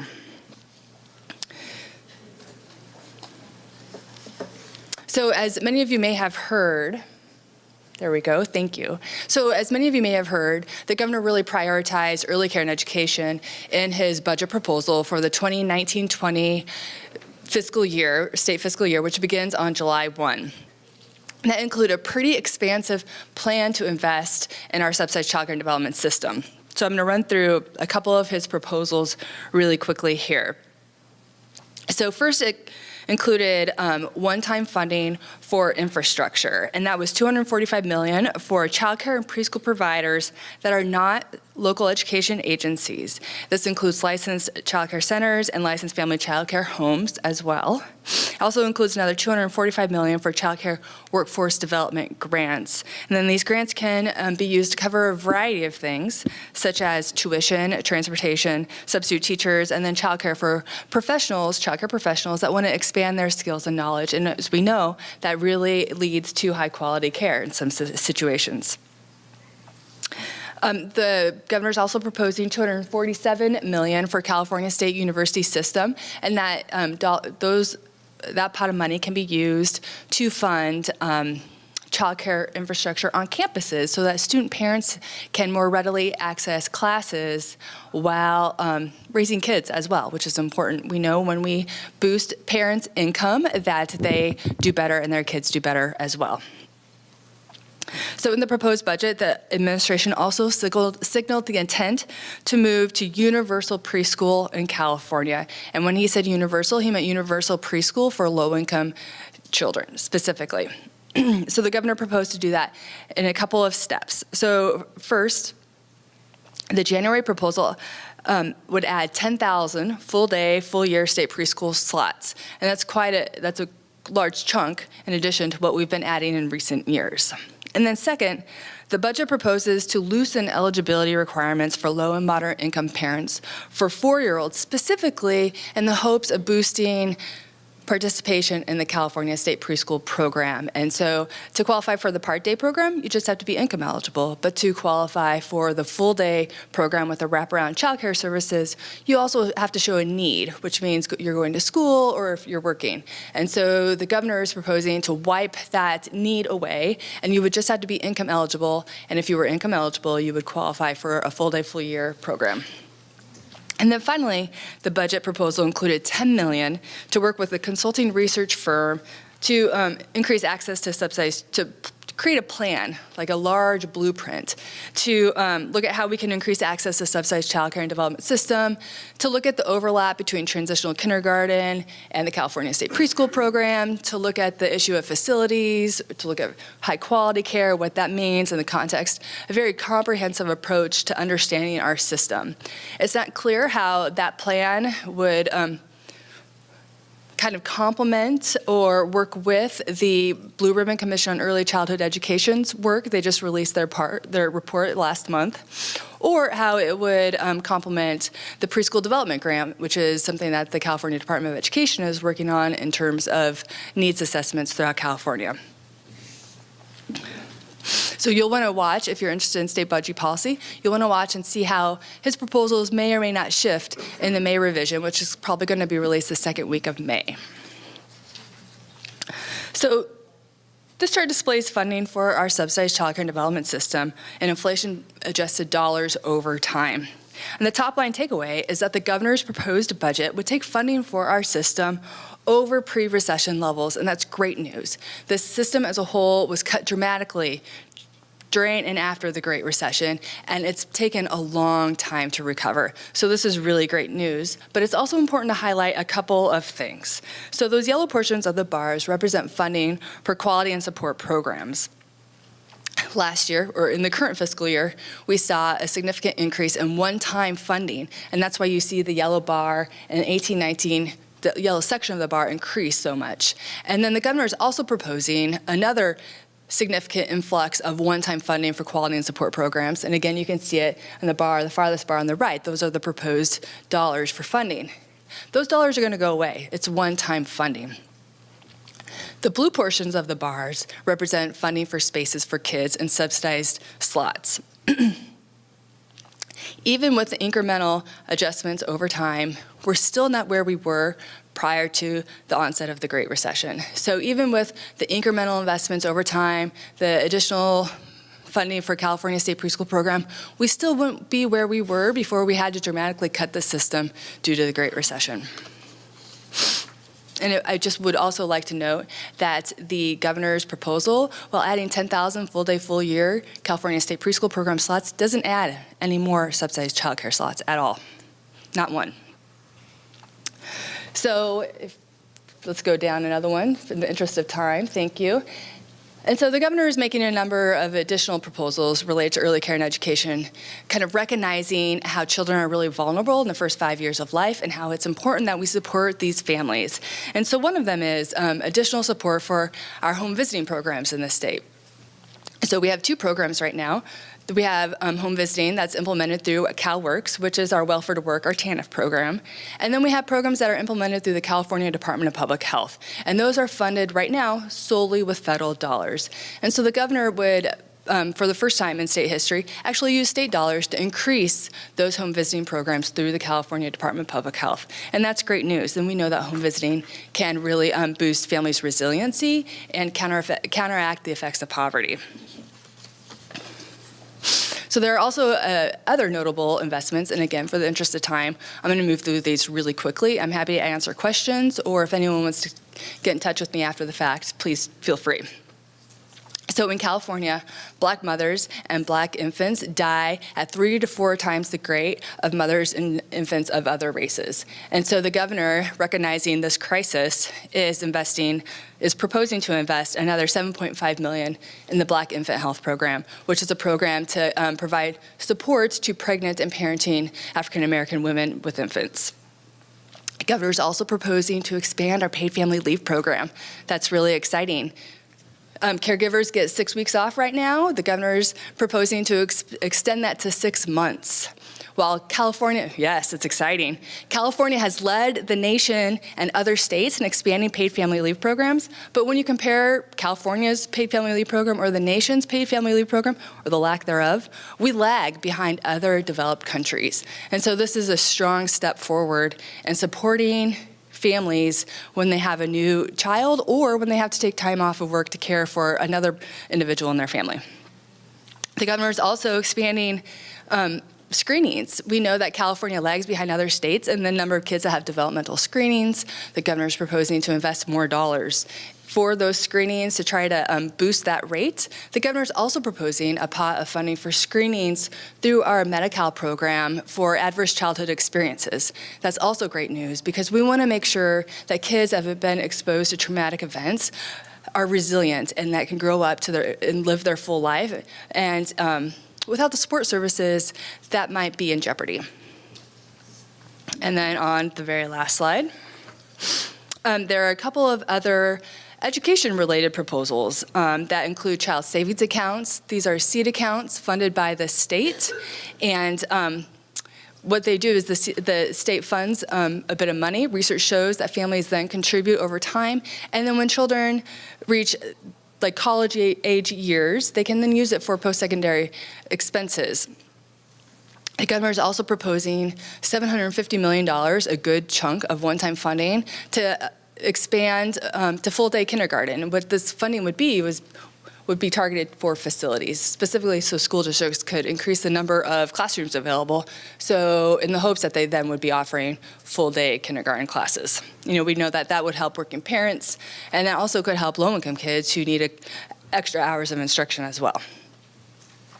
And then finally, the governor is proposing to support student parents by adjusting Cal grants for student parents so that they have a bit more money to afford living expenses while going to school. And again, we know that if we can help parents succeed by boosting their education or their earnings, that their kids are also going to do better too.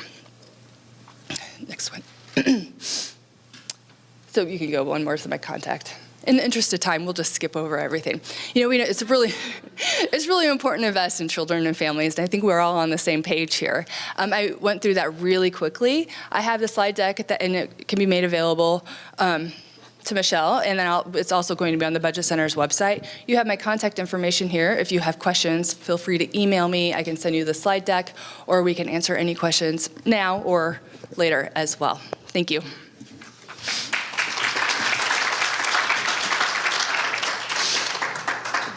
Were there any questions before we wrap up? Mr. Nell. That's okay. No. Full of questions today. You know, there's a tremendous disadvantage in the child care thing for my parents, the working parents. And to me, it's a profound problem that, you know, you make a couple $100 more, you're cut out from subsidies. And now that's getting worse by eliminating work and and school requirements. I mean, what can we do for our families that are working poor? It's like nobody's thinking about them, and they need support like everybody else. I mean, I'd like to see a system where it was more numbers-based than just strictly means-tested, for people that are on that borderline, that cusp, that they can get no help at all just because of a few dollars in income. Do you have any thoughts on that? I think that's a really great point. And what we saw, so eliminating the need requirement for work and school, to be clear, is only for parents with 4-year-olds that want to have their child in the California State Preschool program specifically. It's not for subsidized childcare. And so it's just recognizing the importance of high-quality preschool programs and how getting children into high-quality preschool programs is important, and so kind of eliminating some barriers that some may feel exist.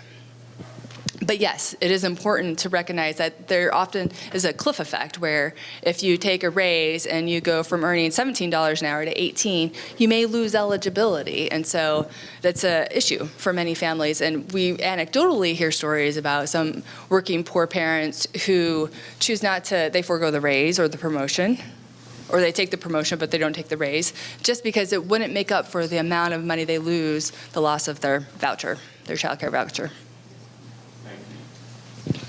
Hi, how's it going? Thanks for your presentation again. I just wanted to ask, there was a lot of one-time big sum payments, and you said that it still wouldn't bring it back to where before the Great Recession, and even then, if it did, we still have a huge gap in housing and how much people get paid, et cetera. Although these probably will help, I guess what's your opinion or suggestion on things to really make some change and help out the child care community? Is it much like Parent Voices was saying, where we have to write to our congressmen and organize and stuff like that? Or I'm just not sure. It just seems like we're always catching up, or just always struggling, or it's just kind of sad. So yes, I think the answer is to organize and to be in touch with your representatives. That's a critical part of democracy, right? And if they know that this is a issue that their constituents care about and that will vote on those issues, that always encourages action, I believe. So yes, Parent Voices have the right idea. Let's organize and advocate for change. And I think that childcare at the federal level is one issue that's actually bipartisan. People actually agree and recognize that there's a crisis in affordability, and the reauthorization of the federal funding for subsidized childcare, which happened in 2014, was a bipartisan vote, when there rarely are bipartisan votes. So I feel as if this issue is slowly gaining momentum. And I think that the more we can have it highlighted in the 2020 presidential race, for example, the more people are going to understand the critical need to invest, especially for working poor parents.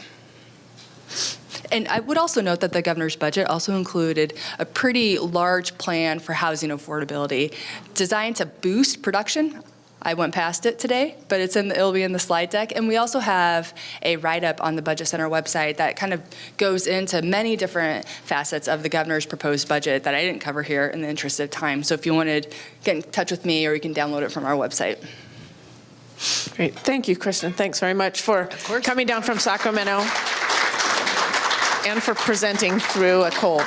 We appreciate it.